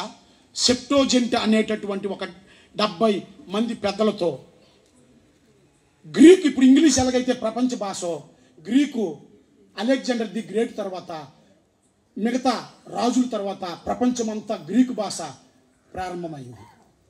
అప్పుడండి పాత ఓల్డ్ టెస్టిమెంట్ హీబ్రూ నుంచి అరామిక్లో నుంచి ప్రజలందరికీ, చదువులకందరికీ చేతిలోనికి గ్రీక్ వచ్చింది. గ్రీక్ భాషలోని తర్జుమా అయిపోయింది. అప్పుడు యేసయ్య ఈ లోకానికి దిగి వచ్చిన ఆయన ఏది చెప్పినా ప్రజలందరికీ గ్రంథం చేతిలో ఉంటుంది కాబట్టి అర్థమవుతుంది. That is one of the reason కాలం సంపూర్ణమైనప్పుడు యేసయ్య వచ్చాడు. దేవునికి స్తోత్రం కలుగును గాక. హల్లెలూయా. రెండవది ప్రియమైన దేవుని బిడ్డలారా, ప్రపంచ రాజ్య పరిపాలన ఎలాగుంటే తెలుసా? గ్రీక్ పరిపాలన తర్వాత రోమన్ ప్రభుత్వం వచ్చింది. రోమన్ ప్రభుత్వము సేమ్ యాజ్ ఇట్ ఈజ్ పరలోకము, దేవుని రాజ్యము, పరలోక రాజ్యం అని ఉంది. చెప్పండి కొట్టి దేవుని నామని. We wish you happy Christmas. చెప్పండి అమ్మ, happy Christmas, merry Christmas, happy Christmas. వినండి అమ్మా ప్రియమైన దేవుని బిడ్డలారా, రోమన్స్ ఏం చేసేవారంటే ఒక ప్రాంతం మీదకి దండయాత్ర చేసి ఆ ప్రాంతంలో ఏది తీసుకుని వెళ్ళేవారు కాదు. ఆ ప్రాంత ప్రజలకే పెత్తనం అప్పచెప్పేసి వాళ్ళ దగ్గర నుండి గవర్నర్స్ని పంపించి పరిపాలించేవారు. ట్యాక్స్ తీసుకునేవారు. పరలోక రాజ్యం కూడా అంతే. అదృశ్యంగా పరలోక రాజ్యం ఉంది. పరలోక రాజ్యానికి ఉపకేంద్రముగా ఏముందమ్మా? భూలోకం ఉంది. రోమన్ గవర్నమెంటు, బ్రిటిష్ గవర్నమెంటు ప్రపంచాన్ని కాలనీలుగా పరిపాలన చేసింది. మనం ఈరోజు ఇంగ్లీష్ మాట్లాడుతున్నాం, మన భాష కాదు. టీ తాగుతున్నాం, మన భాష కాదు. ఎడమ వైపు రోడ్డు మీద నడుస్తూ ఉన్నాం, ప్రయాణం చేస్తున్నాం. అమెరికాలో కుడివైపు వెళ్తారు. మనం ఇవన్నీ ఎక్కడ నేర్చుకున్నాము? బ్రిటిష్ వాడు మనల్ని కాలనైజేషన్ చేసినప్పుడు వాళ్ళ దగ్గర నుంచి వాళ్ళ సాంప్రదాయాలు మనకు వచ్చినాయి. అర్థమవుతుందా? అట్లాగే దేవుడు పరిశుద్ధాత్ముని లోకానికి పంపించి, పరిశుద్ధాత్ముడు అందుకే ఒక ఆయన రాశాడు, the most powerful person on the space of the earth is Holi spirit. దేవునికి స్తోత్రం కలుగును గాక. ఇప్పుడు పరిశుద్ధాత్మ దేవుడు ఈ ప్రపంచం మొత్తాన్ని అడ్మినిస్ట్రేట్ చేస్తూ ఉన్నాడు అదృశ్యంగా. దేశాలు, దేశ అధినేతలు అనుకుంటున్నారు, మేము అనుకుంటున్నారు. చప్పట్లు కొట్టి దేవుని నామాన్ని మహింపరచండి దైవ జనాంగమా. అట్లాగా రోమన్ గవర్నమెంట్ ఏం చేసేదంటే, ఒక ప్రాంతాన్ని జయించే ఆ ప్రాంతానికి వాళ్ళనే అన్ని హక్కులు ఇచ్చేసి అక్కడి నుంచి అధికారులను పంపించేవారు.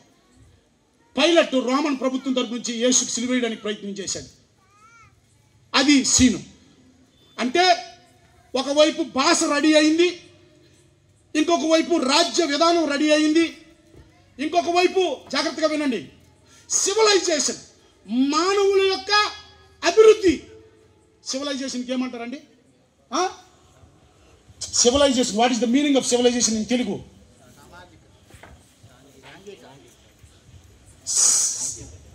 సాంఘిక అభివృద్ధి. భాష, కల్చర్, వస్త్రాలు, ఇల్లు కట్టుకోవడం జరిగింది. తర్వాత రోమన్ ప్రభుత్వానికి ఒక పేరు ఉందండి, all roads are connected to Rome అని ఉంది. ప్రపంచంలో ఉన్నటువంటి దేశాలన్నీ కూడా వాణిజ్య పరంగాను, రవాణా పరంగాను, వ్యాపారంలోను రవాణాలోను కనెక్ట్ చేయబడ్డాయి. అలాగే కాలం సంపూర్ణమైనప్పుడు యేసు ఎందుకు వచ్చాడంటే, ప్రపంచంలో యెరూషలేము నాభి అయి ఉంది, సెంటర్ అయి ఉంది. మత, ధార్మిక, ఆధ్యాత్మిక కేంద్రముగా యెరూషలేము ఉన్నది. దేవునికి స్తోత్రం. చెప్పండి కూడా దేవుని నామాన్ని మహింపరచండి. యేసు ప్రభువు అక్కడికి వచ్చాడు. అంత్య దినంలో దేవుని ఆత్మ వారి మీదకి దిగి వచ్చినప్పుడు, మీరు యోదయ, సమరయ, భూ దిగాంతములంతటా వారు అన్ని భాషలు మాట్లాడినప్పుడు, ఎన్నో భాషలు మాట్లాడుతున్న ప్రజలకి ఆ పండుగలో పెంతుకొస్తుంది పండుగలోకి వచ్చారు. వాళ్ళందరి ద్వారా స్వార్థ వినిపించబడింది. చప్పట్లు కూడా దేవుని నామాన్ని మహింపరచండి. మెస్సయ్య కొరకు ఎదురు చూసే జనాంగం ఒకవైపు ఉన్నారు.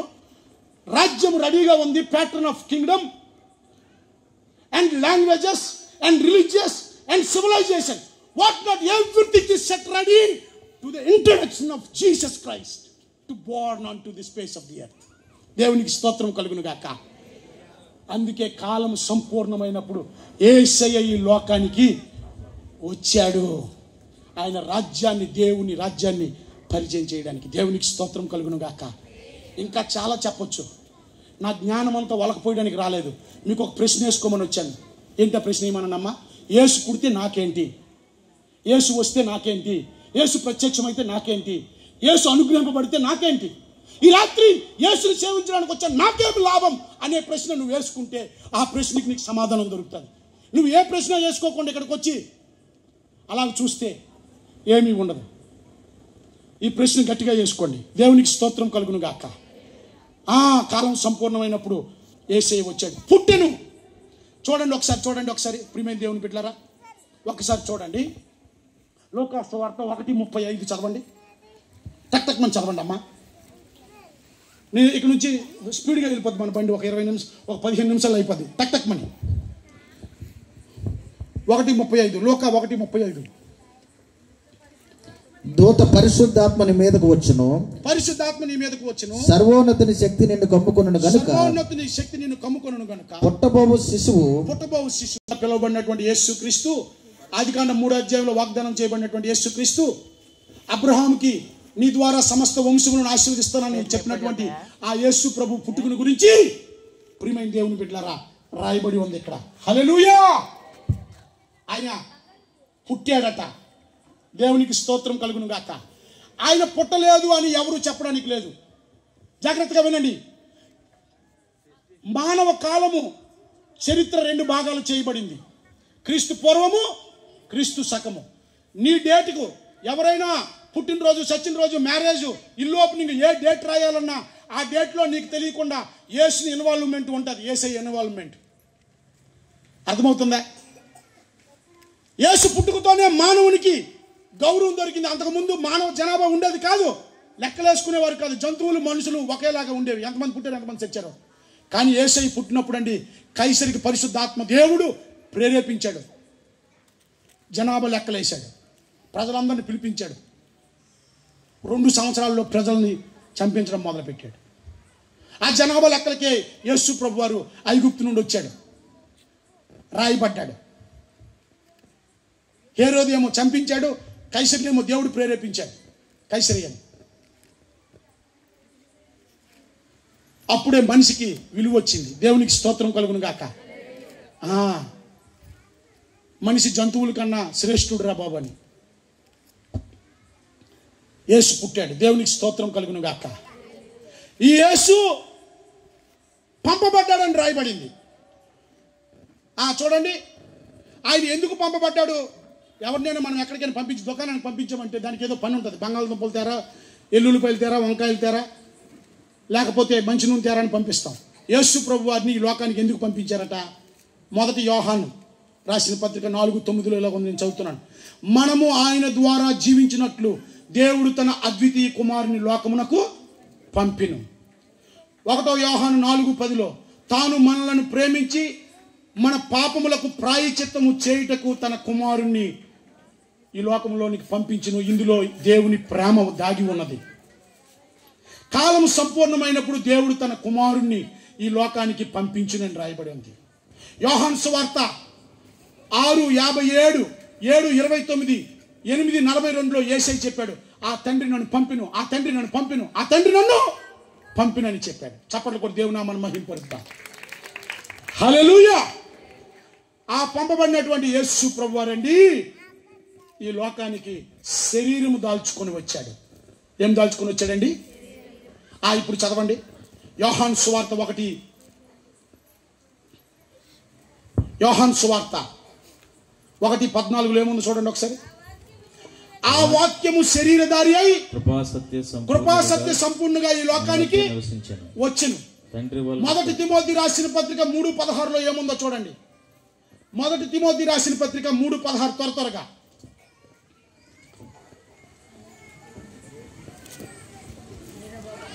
సశరీరుడుగా దైవ భక్తిని గూర్చిన మర్మం గొప్పదై ఉన్నది. ఆయన సశరీరుడుగా ప్రత్యక్షుడయ్యను.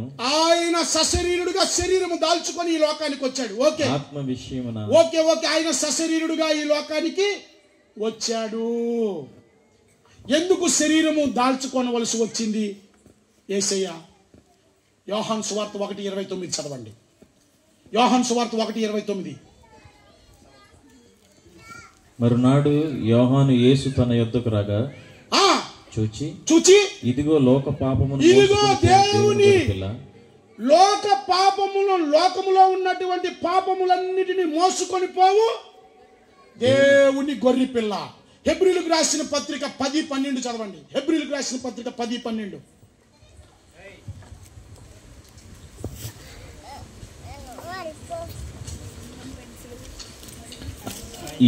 ఈయనైతే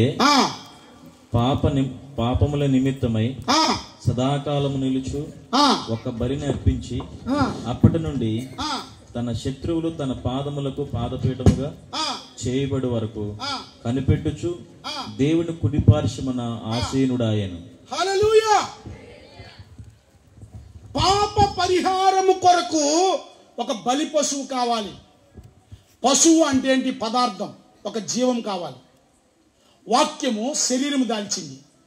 ఎందుకంటే ఆదిలో ఉన్నటువంటి ఆ దేవుడు బలి పశువుగా మారాలి అంటే క్రయధనముగా మనల్ని రక్షించడానికి బంధింపబడిన వారిని, పందుల గొడ్డులో ఉంటాయి గేదెలు, ఎక్కడికి వెళ్ళిపోతే కట్టేస్తారు, కట్టరండి. మన గేదెలు మనం విడిపించాలంటే ఏం చేయాలి? క్రయధనం, దానికి మూల్యం చెల్లించితేనే అడిస్తాడు. అలాగే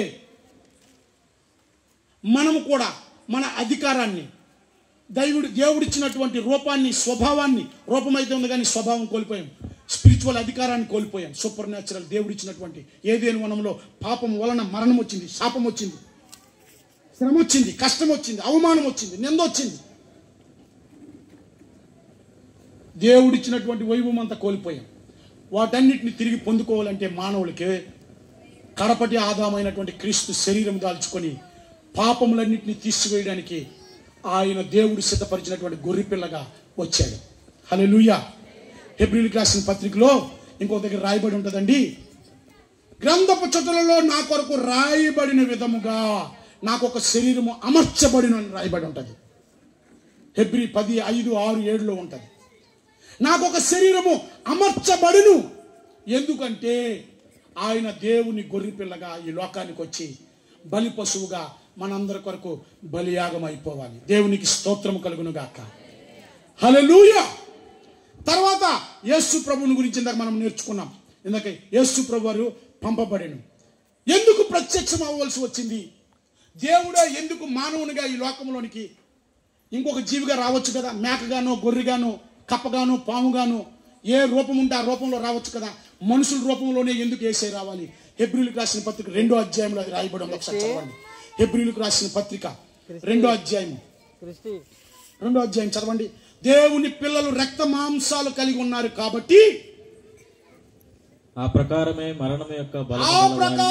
మరణము గలవాని యొక్క బలము వానిని అపవాదిని మరణము ద్వారా నశింపజేయుటకు జీవిత కాలమంతయు మరణ భయము చేత దాస్యమునకు లోబడిన వారిని విడిపించుటకును ఆయన కూడా రక్త మాంసాలలోనికి రావాల్సి వచ్చింది. చప్పట్లు కొట్టి దేవుని నామమును మహింపరుద్దాం.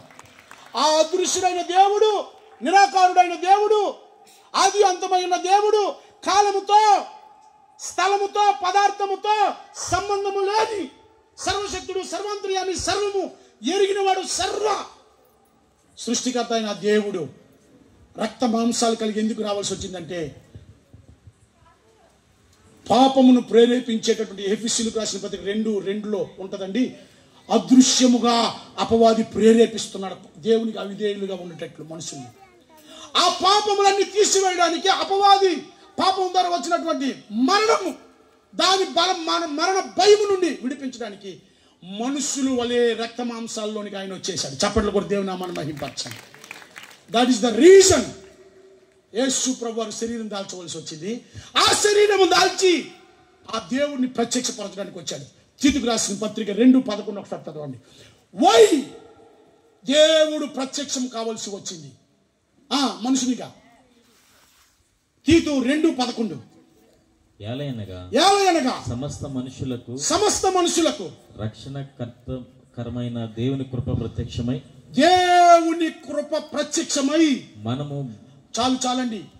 దేవుని యొక్క కృప అంటే కనికరము, దయ, దీర్ఘశాంతము, సత్యము, క్షమాపణ, జాలి, వాత్సల్యత, కనికరము, క్షమించి ఆదరించి దేవుని యొక్క కరుణ గుణశీలతలన్నీ కృపలో ఉన్నాయి. అర్హత లేని వానికి అర్హత ఇవ్వడమే కృప చేసే పని. ఆ కృప మానవునికి క్రీస్తు యేసు ద్వారా ప్రత్యక్షం అవడానికి క్రీస్తు యేసు ఈ లోకానికి శరీరం దాల్చి ప్రత్యక్షమయ్యాడు. రెండవది, 1 యోహాను రాసిన పత్రిక 1:2 చదవండి. ఎందుకు యేసు ప్రభు వారు ప్రత్యక్షం కావాల్సి వచ్చింది?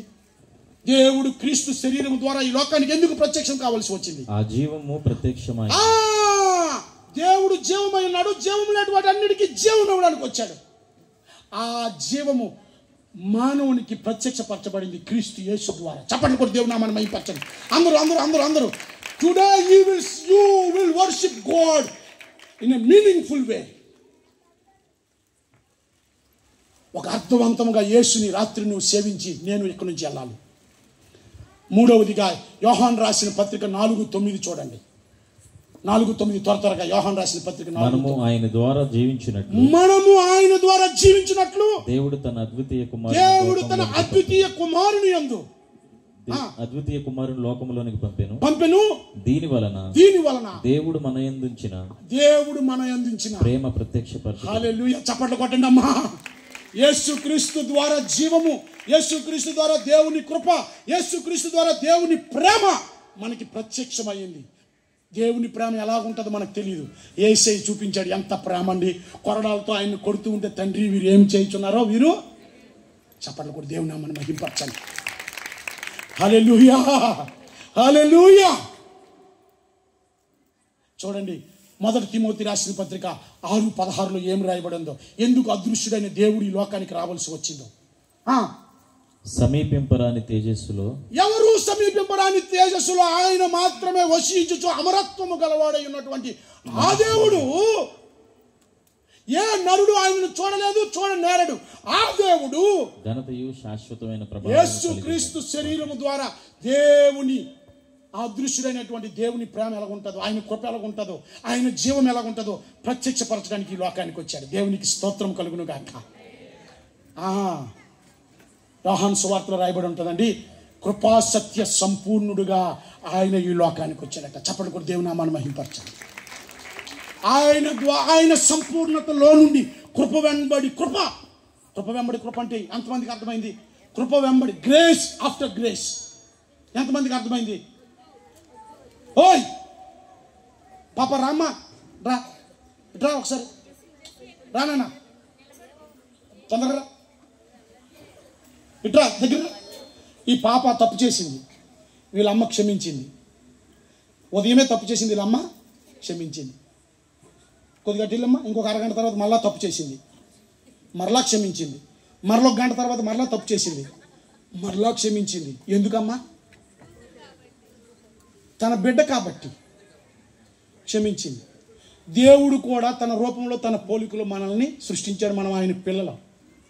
అందుకనే దేవుడు ఏం చేశాడంటే, మనము తప్పు చేస్తుంటే క్షమించాడా? మరలా సాయంత్రం క్షమించాడు, నిన్న క్షమించాడు, మరలా క్షమించాడు. ఎందుకంటే ఇప్పటికైనా ఆయన ప్రేమను, ఆయన కృపను, ఆయన మంచితనాన్ని మనం అర్థం చేసుకొని మన మనసు మార్చుకుంటామని. దేవుడు ఎందుకు ప్రత్యక్షం కావాల్సి వచ్చిందో తెలుసా? ఒకసారి తీయండి ప్రియమైన దేవుని బిడ్డలారా. దేవుడు ఎందుకు ప్రత్యక్షం కావాల్సి వచ్చిందో మీకు చెప్తున్నాను. దానియేలు గ్రంథం 9వ అధ్యాయం 24. దేవుడు ఎందుకు ప్రత్యక్షం కావాల్సి వచ్చిందో చెప్తూ ఉన్నాను. తిరుగుబాటును మాన్పుటకును, పాపమును నివారణ చేయుటకును, దోషము నిమిత్తము ప్రాయశ్చిత్తము చేయుటకును, యుగాంతము వరకు ఉన్నటువంటి నీతి బయలుపరచుటకును, దర్శనమును ప్రవచనమును ముద్ర వేయుటకును, అతి పరిశుద్ధ స్థలమును అభిషేకించుటకును నీ జనములకును. హల్లెలూయా. చప్పట్లు కొట్టి దేవుని నామమును మహిమపరచాలి. ప్రపంచంలో ఉన్నటువంటి సమస్యలు అవి. తిరుగుబాటు మాన్పడానికి, పాపము నివారించడానికి, దోషము నిమిత్తం ప్రాయశ్చిత్తము చేయడానికి, యుగాంతము వరకు ఉన్నటువంటి నీతిని, దేవుని సంకల్పాన్ని బయలుపరచడానికి, దర్శనమును ప్రవచనమును అంటే ప్రవచనాలు, దేవుని ప్రవచనాలు పాత నిబంధనలోనివన్నీ నెరవేర్చడానికి, కొత్త నిబంధనలోనివన్నీ క్రీస్తు యేసు ద్వారా ప్రతి వాగ్దానం, ప్రతి ప్రవచనం నెరవేర్చడానికి. 2 కొరింథీయులకు రాసిన పత్రిక 2:20లో ఉందండి, క్రీస్తు యేసునందు ప్రతి వాగ్దానం అవునన్నట్టుగా ఉంది. అవన్నీ నెరవేర్చడానికి, అతి పరిశుద్ధ స్థలము అభిషేకించడానికి, దేవుని మందిరాన్ని తిరిగి మరలా అభిషేకించడానికి. చెప్పండి కూడా దేవుని నామాన్ని మహిమపరచండి. దేవుని మందిరం అంటే యెరూషలేములో మందిరమే కాదు, మన దేహమే దేవుని ఆలయం. యేసుక్రీస్తునందు విశ్వాసం ఉంచినటువంటి ప్రతి దేహాన్ని కూడా దేవుని కొరకు లోకంలో సాక్షిగా బ్రతకడానికి, తిరిగి పరిశుద్ధపరిచి అభిషేకించడానికి యేసయ్య వచ్చాడు. చెప్పండి కూడా దేవుని నామాన్ని మహిమపరుద్దాం. That is the reason God became man.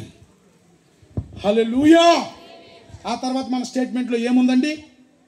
ప్రత్యక్షపరచబడినటువంటి ఈయన ఏం చేయబడ్డాడు? పరమ తండ్రిని ప్రత్యక్షపరిచి దేవునికి నరునికి మధ్య ఆయన మధ్యవర్తిగా అనుగ్రహింపబడ్డాడు. తిమోతి రాసిన పత్రిక తీయండి. తిమోతి రాసిన పత్రిక. ప్రియమైన దేవుని బిడ్డలారా, ముగింపులోనికి వచ్చేసాను. మీ అందరికి ఒక ప్రశ్న ఉంది. యేసు పుడితే నాకేంటి? యేసు పంపబడితే నాకేంటి? యేసు ప్రత్యక్షమైతే నాకేంటి?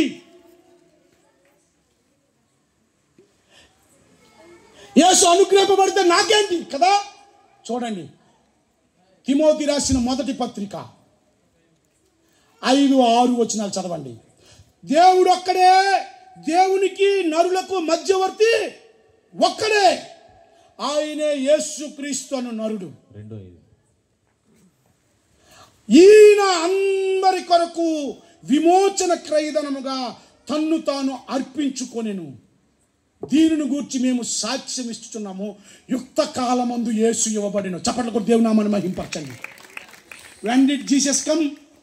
యుక్త కాలమందు, కాలము సమీపించినప్పుడు యేసయ్య ఈ లోకానికి పంపబడ్డాడు మధ్యవర్తిగా. దేవునికి స్తోత్రం కలుగును గాక. ఏ ఇద్దరి మధ్య వైరం వచ్చింది అనుకోండి, మధ్యవర్తి లేకపోతే భార్య భర్తలు ఇద్దరు మరలా కలుస్తారమ్మా? 2 కుటుంబాలు కలుస్తాయా? 2 ఊర్లు కలుస్తాయా? 2 వ్యవస్థలు కలుస్తాయా? 2 అన్నదమ్ములు కలుస్తారా? Any relationship can come together again without a mediator. దేవునికి మానవునికి, మానవుడు పాపం చేసి దేవునికి వ్యతిరేకముగా దేవుని సన్నిధిని విడిచిపెట్టాడు. దేవుని నుండి దూరం అయిపోయాడు. ఎడబాటు వచ్చేసింది ఏదేను వనములో. మానవుని పాపమును బట్టి దేవుని కోపం వచ్చేసింది. ప్రియమైన దేవుని బిడ్డలారా, ఒకసారి చూడండి గలతీయులకు రాసిన పత్రికలో, whenever I read it I cry and cry and cry. నా పాపము యేసుక్రీస్తు నుండి నన్ను దూరస్తులుగా చేస్తాడు. ఒకసారి చూడండి ఎఫెసీయులకు రాసిన పత్రిక 2వ అధ్యాయం 15వ వచనం. ఇట్లు సంధి చేయుచు, చూడండి 13వ వచనం, క్రీస్తు దూరస్తులై ఉంటిరని మీకు జ్ఞాపకం చేసుకొని, అయినను మునుపు దూరస్తులమైన మీరు ఇప్పుడు క్రీస్తు యేసునందు క్రీస్తు రక్తం వల్ల సమీపస్తులై ఉన్నారు. ఆయన మన సమాధానమై ఉండి మీకును మాకును ఉండిన ద్వేషమును అనగా విధి రూపకమైన ఆజ్ఞల గల ధర్మశాస్త్రమును తన శరీరమందు కొట్టివేయుట చేత మధ్య గోడను పడగొట్టి మన ఉభయులను ఏకము చేసెను. ఇట్లు సంధి చేయించు, మధ్యవర్తి సంధి చేస్తాడు. ఈ ఇద్దరిని తన యందు ఒక్క నూతన పురుషునిగా సృజించి తన శిలువ వలన ద్వేషమును సంహరించి దాని ద్వారా వీరిద్దరిని ఏక శరీరముగా చేసి దేవునితో సమాధాన పరచవలనని ఇలాగూ చేసిన గనుక ఈయనే మనకు సమాధాన కారకుడై ఉన్నాడు.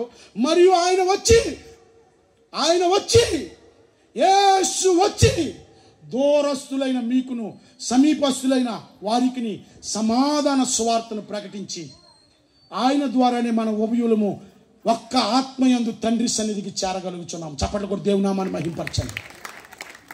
హల్లెలూయా. అబ్రహాంతో చెప్పాడు, నీ ద్వారా భూలోకంలో ఉన్న సర్వ వంశములను దీవిస్తానని.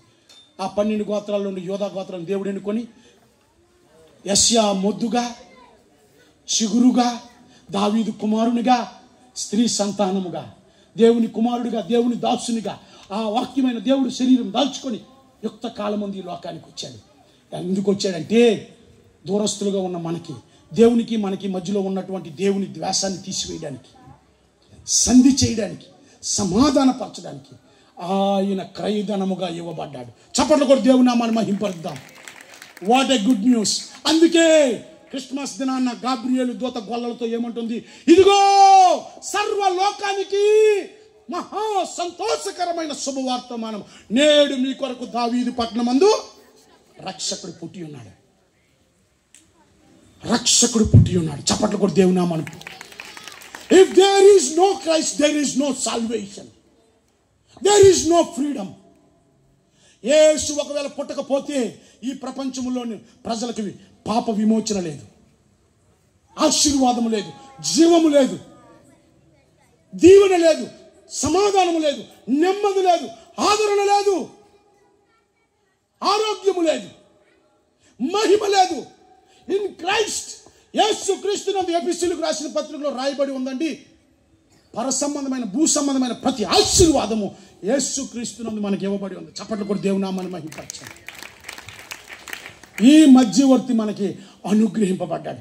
దేవుడు లోకమును ఎంతో ప్రేమించి కాగా తన అద్వితీయ కుమారుని యందు విశ్వాసం ఉంచువాడు నశింపక నిత్య జీవం పొందినట్లు యేసు క్రీస్తుని దేవుడు మన కొరకు అనుగ్రహించండి. దేవునికి స్తోత్రం కలుగును గాక. యెషయా గ్రంథం 9:6 ఉంది, యాలయనగా మన కొరకు శిశువు పుట్టెను, ఆయన భుజముల మీద రాజ్యభారం ఉండెను, ఆయన మనకు అనుగ్రహింపబడిన అక్కడ రాయబడి ఉంది. దేవునికి స్తోత్రం కలుగును గాక. హల్లెలూయా. ఆయన ద్వారే ఆశ్చర్య కార్యాలు. ఒక పాపిని నువ్వు కోరుకోకుండా, నువ్వు ఇష్టపడకుండా, నీకు తెలియకుండా నువ్వు ఎలాగ రక్షణ పొందుకోవాలో తెలియదు. దేవుడు పక్షపాతి కాదండి. Is God. పక్షపాతి. బిగ్ నోట్ ఒకసారి రోమిలకు రాసిన పత్రిక చివరి వచనం ఒకసారి చూడండి, ముగించేస్తాను. చివరి వచనం చూడండి. రోమిలకు రాసిన పత్రిక 3:29. దేవుడు పక్షపాతి కాదండి. ఇశ్రాయేలుని ఎన్నుకున్నాడా? యూదుల్ని ఎన్నుకున్నాడా? యెరూషలేముని ఎన్నుకున్నాడా? దావీదుని, అబ్రహాముని, ఇస్సాకుని, మోసేని ఎన్నుకున్నాడా? కాదండి. దేవుడు తన బిగ్ ప్రణాళిక నడుస్తుంది. దేవుడు యూదులకు మాత్రమే దేవుడా? దేవుడు యూదులకు మాత్రమే దేవుడా? అన్ని జనులకు దేవుడు కాడా? అన్య జనులకు దేవుడు కాడా? అవును. అన్ని జనులకు దేవుడే. మనం ఎవరిమి? Who we are? మనం అన్య జనులము. మనకి సున్నతి లేదు, వాగ్దానం లేదు, ధర్మశాస్త్రం లేదు. చూసిన దానికి అంతటినీ మొక్కాం. ప్రత్యేకింపబడిన వారు కాదు, విమోచింపబడిన వారు కాదు. వాగ్దానములన్నీ వారివి. అయితే దేవుని ప్రేమ, దేవుని కృప, దేవుని జీవము ఆయన వాగ్దానము చేసిన విధముగా పాప పరిహారార్థమై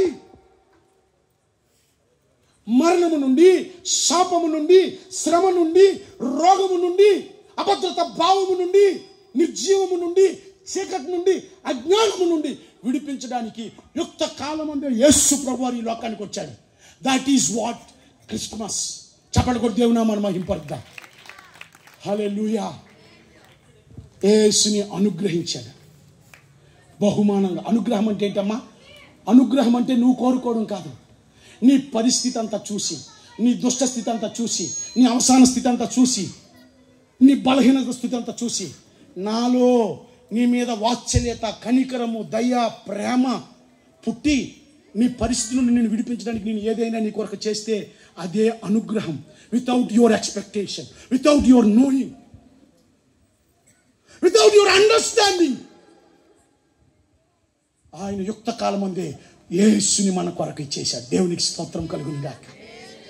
ఆ యేసుని రాత్రి ఒకవేళ నువ్వు దేనికైనా నో చెప్పు. ద గ్రేటెస్ట్ సిన్, క్షమాపణ లేని పాపం కోసం మీకు చెప్తాను. చూడండి ఒకసారి యోహాను సువార్తలో, యోహాను సువార్త 15లో ఏం చెప్తున్నాడు యేసయ్య ఒకసారి చూడండి. 22వ వచనమండి. నేను వచ్చి వారికి బోధింపకు ఉండని ఎడల వారి పాపములకు లేకపోవును. ఇప్పుడైతే వారి పాపమునకు మితి లేదు, మిషలేదు. చూసారా? మళ్ళా అంటున్నాడు, ఎవడు చేయని క్రియలు నేను వారి మధ్య చేసి ఉండని ఎడల వారికి పాపము లేకపోను. ఇప్పుడు చేశాను. చూసారా? అమ్మా, ధనవంతుడు నరకం వెళ్ళిపోవడానికి వాడు ధనవంతుడు అయినందుకు నరకం వెళ్ళలేదండి. లాజరు ధనవంతుడు స్టోరీలో యేసయ్య పాతాళంలో జరిగిన సీను ఒరిజినల్గా కంటికి కట్టినట్టుగా ఒక రీలుగా చూపించాడు. ధనవంతుడు అయినందుకు వెళ్ళలేదండి. లాజరు పేదవాడు అయినందుకు గాను, బలహీనుడు అయినందుకు పరలోకం వెళ్ళలేదండి. లాజరు యేసుని అంగీకరించినందుకు పరలోకం వెళ్ళాడు. చప్పట్లు కూడా దేవుని నామమున మహిమపరచు. ధనవంతుడు యేసుని అంగీకరించలేదు. దేవుడు క్రీస్తు యేసుని లో అన్నిటినీ ఇమిడ్చాడు. జీవాన్ని, వెలుగుని, జ్ఞానాన్ని, ఆశీర్వాదాన్ని, బలాన్ని, పరలోకాన్ని, మోక్షాన్ని, శరీరము, ఆత్మ, మానసిక అన్నిటినీ అమర్చి మానవునికి బహుమానంగా ఇచ్చాడు. క్రిస్మస్ అంటే బహుమానాల పండగ. దేవునికి స్తోత్రం కలుగును గాక. జ్ఞానులు యేసయ్య దగ్గరికి వచ్చి త్యాగం, ముందు యేసుని సేవించడానికి గొల్లలు వెళ్ళారండి. అక్కడికి 1 సంవత్సరం తర్వాత గొల్లలేమో పశువుల పాకలోకి వెళ్ళారు, జ్ఞానులేమో ఇంటిలోకి వెళ్ళారు. యేసు పుట్టిన వెంటనే జ్ఞానులు వెళ్ళలేదు. లోకాసువార్తలో జ్ఞానులు వెంటనే వెళ్ళారు పొత్తుకొట్టలతో ఉన్నటువంటి ఏ శిశువుని చూడడానికి. జ్ఞానులు నక్షత్రం చూసి వెళ్ళారు. అప్పటికి యేసు ప్రభువారు కిటకిట 9-8 నెలల పిల్లోడట. బంగారము, యేసు ఎవరు? రాజుగా పుట్టాడు. బంగారం రాజుకు సూచన. బోలము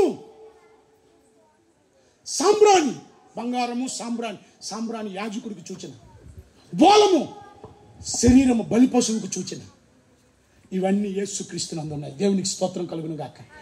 if you miss Jesus, if you say no to Jesus, then everything is out. ఈ రాత్రి మిమ్మల్ని ప్రేమతో బ్రతిమాలుతూ ఉన్నాను. యేసు తన జీవాన్ని, ప్రేమమును ఆ అదృశ్యుడైన దేవుని ఆది నుండి అనుగ్రహింపబడడం వరకు మీకు ప్రకటించాను. కళ్ళు మూసుకొని అందరం లేచి నిలబడదాం. అందరం లేచి నిలబడదాం. ప్రియమైన దేవుని బిడ్డలారా, అందరూ పైన ఉన్నవారు, కింద ఉన్నవారు అందరూ లేచి నిలబడండి. పిల్లలు త్వర త్వరగా లేచి నిలబడండి. యేసుని నీవు ఈ రాత్రి అంగీకరిస్తే నీకు జీవం కలుగుతుంది, కృప కలుగుతుంది, మహిమ కలుగుతుంది. దేవుని దయలోనికి వచ్చేస్తావు, దేవుని ఆశీర్వాదంలోనికి వచ్చేస్తావు, అబ్రహాంకి ఇవ్వబడిన వాగ్దానంలోనికి వచ్చేస్తావు. ఓ దేవుని కుమారుడు అవడానికి నువ్వు అధికారం పొందుకుంటావు. యేసుక్రీస్తు ద్వారా నీ సంఖ్యలన్నీ తెగిపోతాయి, నీ కన్నీరంతా తొలగిపోద్ది. యేసుని దేవుడు అనుగ్రహించాడండి. యేసుని దేవుడు అనుగ్రహించాడండి. యేసుని అనుగ్రహించాడు అంటే నువ్వు ఈ రాత్రి యేసుని అంగీకరించడం అంటే ఏంటో తెలుసా? యేసు క్రీస్తుకు ప్రతినిధిగా యేసు స్వరూప్యము కలిగి జీవిస్తాననే సవాలు మీద నువ్వు సంతకం చేయడం. It is not just serving the Lord and worshiping the Lord. You are signing on a contract and a challenge to be like Jesus.